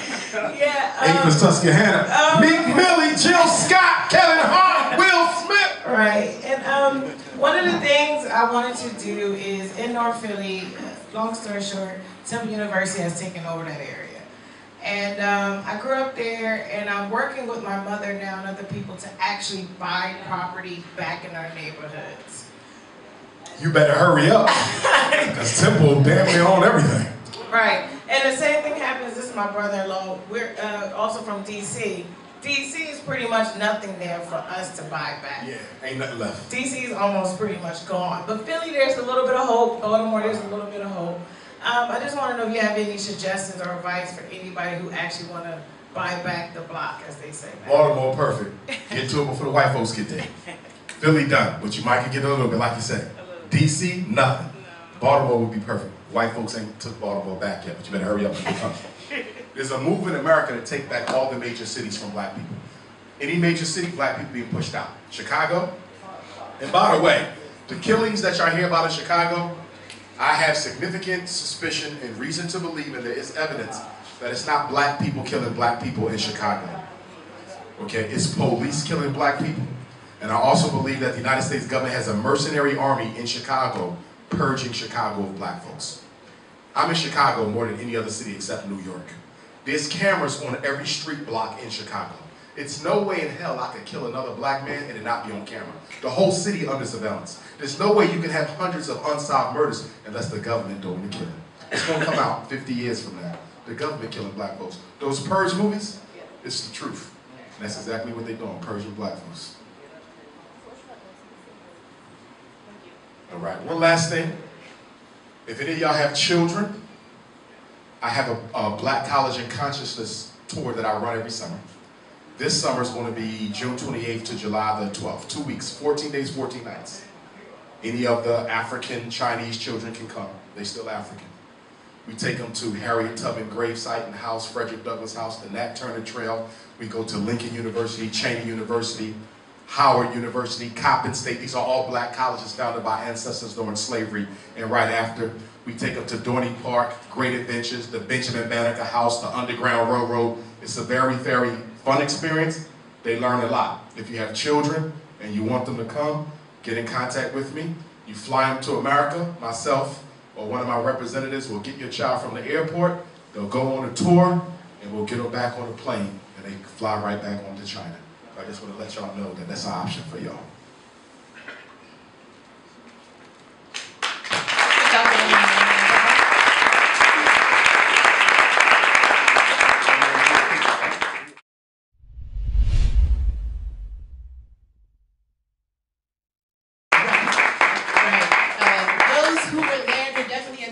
To the just energetic and lively and honest conversation that we had, and we really appreciate all of you coming to that.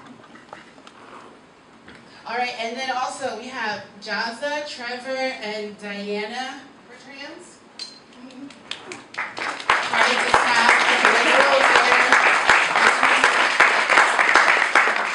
all right, the performers, Tiffany Tone actually had to leave, and our friend Victor, thank you so much. Hype photography, he's right here in the middle. He's filming everything.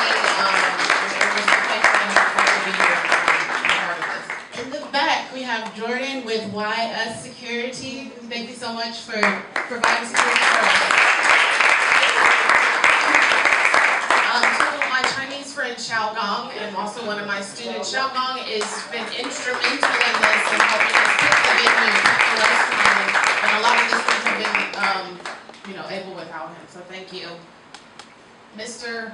Anthony Whittle, who gave such a riveting introduction for Dr. Umar and has been instrumental in the planning. We really thank you for a lot of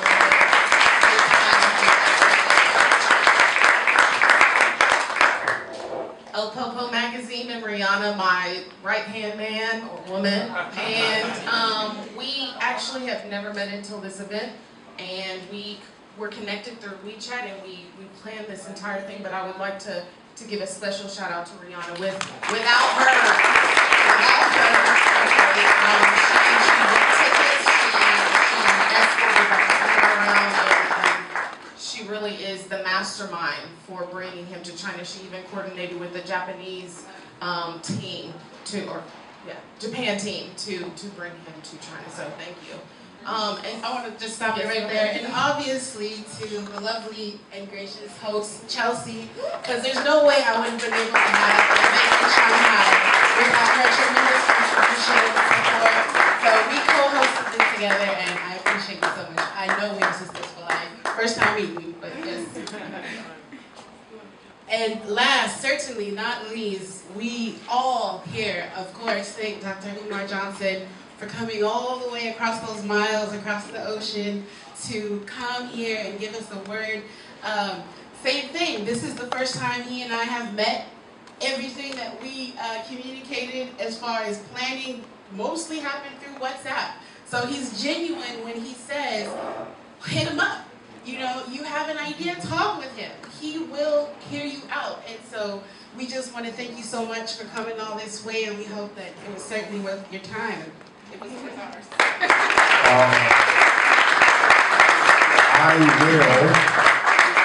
I'm sure I'll be back, but just to let you guys know, I probably will be back in Japan. They have a African celebration in Japan in August, so I'll definitely be back this way, August. But since I've been here, I've been contacted by South Korea and I think Vietnam, black folks there who want me to come too. So I guess Asia will probably be a regular annual thing, like South Africa is a regular annual thing. So we can make this a regular annual thing, or it could be more than annual. But a couple things I want to do next time I see you guys. Number one, I want to do my For Sisters Only seminar just for the ladies. I want to do my Brothers Only seminar. I want to do something for the African children here, those who are from 8 to say 18. Something on culture, something that's positive, reaffirming. Because being in a context where you are not the majority, that can have detrimental effects on self-esteem, self-concept, and self-image. So I'm going to do something for the babies. That's non-political. Non-political. You understand? But cultural, historical, psychological, we can't leave those children out. Maybe even a 1-week camp or something we can do for them. Maybe we can go out of the city up somewhere for a retreat for the children. And maybe we need to do something like that ourselves and just have a detox session or something like that for the community. But I enjoyed it. Y'all got my contact. I also have some business cards. I'll be giving them out when I sign books and when I take pictures as well. Twitter and Instagram, you can follow me at Dr. Umar Johnson if you're on Twitter and Instagram. And Facebook is Dr. Umar E521. Ashe.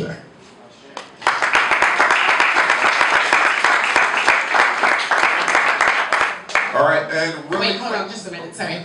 I just want to officially, or yes, introduce my magazine that I do publish here in China. It's called Opopo Magazine, One People, One Purpose.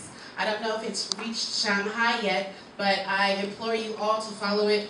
Opopo is all about empowerment, motivation, support, uplifting our community. With all the negative images that we can see on a daily basis about us, this magazine is there to counter all of that. So again, follow us.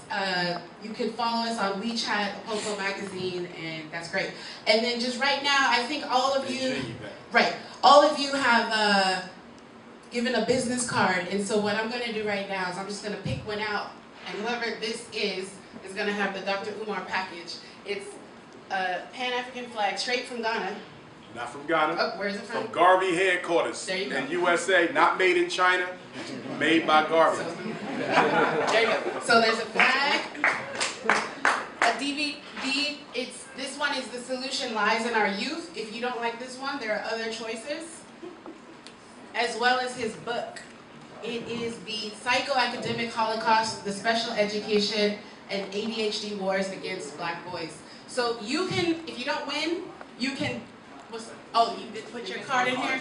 I didn't. All right, hurry up. If you don't win the lucky draw, you can purchase this set. The flag is $75, the DVD is $75, the book is $150, but the set of all three is $200. So you can get that. And our winner is, drum roll, Kristen Stanley.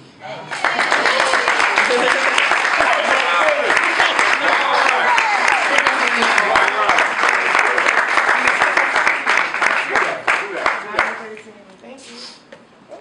All right, well, Heights, would you care to come up? Yeah, sure. Just a few minutes to talk, and I'm Jude of Heights Consult, and what we do here is that we help the community, those who want to have a setup of a business here. We give you all the assistance you need, and the services that you might need here, you just get in touch with me. I'll be here after we're done for maybe like 20 minutes. You can talk to me, and then we get it on from there. Thank you.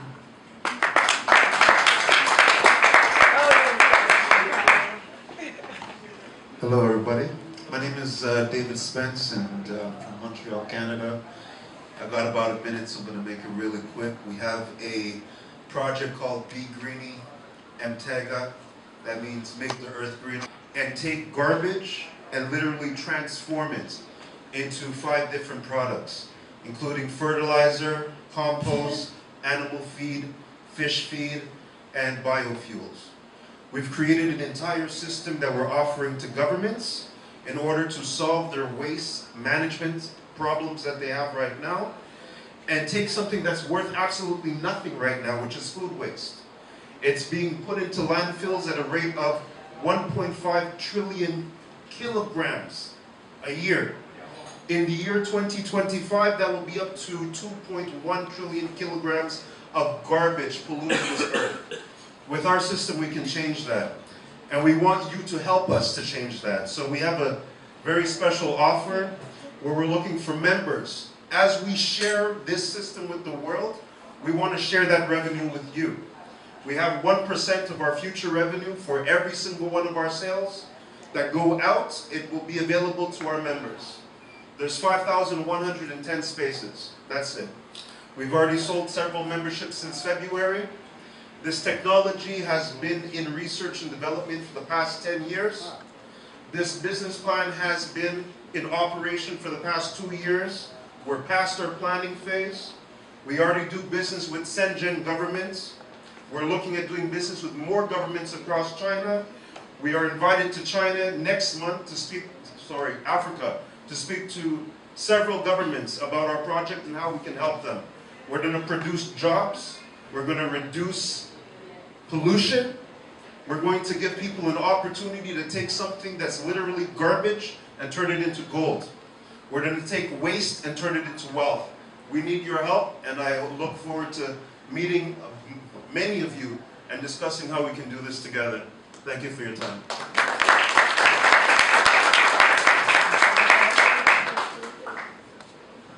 All right, and last, if you know someone with a black child down here, 2 black parents, 1 black parent, does not matter. If you know someone with a black child down here, we're trying to get them organized. We already got a WeChat group up and going. The purpose is not to chit-chat. We already have parents in there. The purpose is to exchange resources. So the parents that got a 10-year-old with books they no longer read, we're putting them in contact with people that got a 6-year-old that might need some books, old clothes they don't wear. We're going to exchange that in the group. Strollers, toys, all that. Once we gather enough children, we're going to see about starting a half-day Saturday program. So my WeChat is Malcolm was right? Malcolm was right.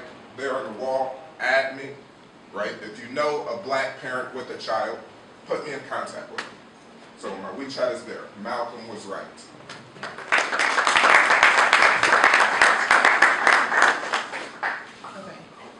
So thank you to all. These are our vendors, the ones who just got up and spoke. So we really thank you for your contribution, and we hope that everybody takes the time to look at and listen to their pitch and their products, and to see if you could be of some assistance to these 2 gentlemen here. All right, just before we close, I'm sure most of you know that Dr. Umar is headed to Beijing. We'll be leaving in the morning, and we need your support to help get the word out. Tell your friends who may be in Beijing or maybe elsewhere about the experience you had. There's a flyer that's been circulating on WeChat. I'm sure that's how you came here. So please, please share the flyer on your moments. If you're on WeChat, share it however you can to tell the word. Spread the word so that other people in Beijing can join as well and experience Dr. Umar live and in person. That's splendid. You know, I just wanted to say something quickly about you 2 ladies. I had no idea you just met recently because I had a chance to work with them over the last week or so. And, you know, I assumed you all knew each other for a very long time. It goes to show you some of the power of sisterhood here and this collectivism that Dr. Johnson was talking about and oneness of purpose. You certainly exemplify that. So I want to recognize you both for that. 2 outstanding black women. Yeah, so. With that, I'd like to please, you don't have to leave. Stay up here, please. Certainly add to the beauty of the stage. I just wanted to end with saying, you know, every generation has its voices. The characteristic discussions, the prevailing thoughts, the response to everyday events. And they're the people, and you know, and I would say those people also represent, there are people who represent that voice. You know, I was born at the tail end of the baby boomers. I'm trying to think, Frazier probably left already, but he and I are the 2 oldest guys in here. Where are you? Oh, there he is, okay. And the voices of our generation, Dr. Johnson, were Jesse Jackson and Michael Eric Dyson, whom was a Detroiter, as a matter of fact. Okay, anyway, he's from my neighborhood. But Angela Davis, those were the ones that, I don't know, I took a lot from when I was a young man and a young kid. But moreover, what I found them as is they were probably voices of what you call social equality. I think each generation has these people whom are select, I think, that have charisma and celebrity and courage to tell their story and answer the tough questions and sometimes handle the controversial messages. You know, you're certainly one of those persons for this generation and this time. I see you as in that category, that class that challenges us to reach higher, to strive more. Think about the position when we are in. You're not looking for us to agree, you're looking for us to think. And I really appreciate that in you. So you're one of what I would call voices of this generation. And I hear you. And we've had a chance to hear you. And your voice is one that challenges and inspires, ignites and gives pause. And with that, I just want to say thank you on behalf of everyone that's here in this audience that participated today. We are very grateful to have you here.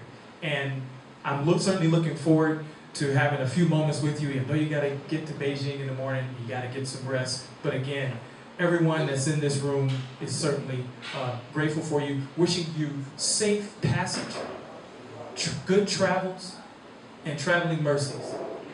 So we bless you and thank you for blessing us. And with that, everyone, can we please recognize Dr. Johnson one more time?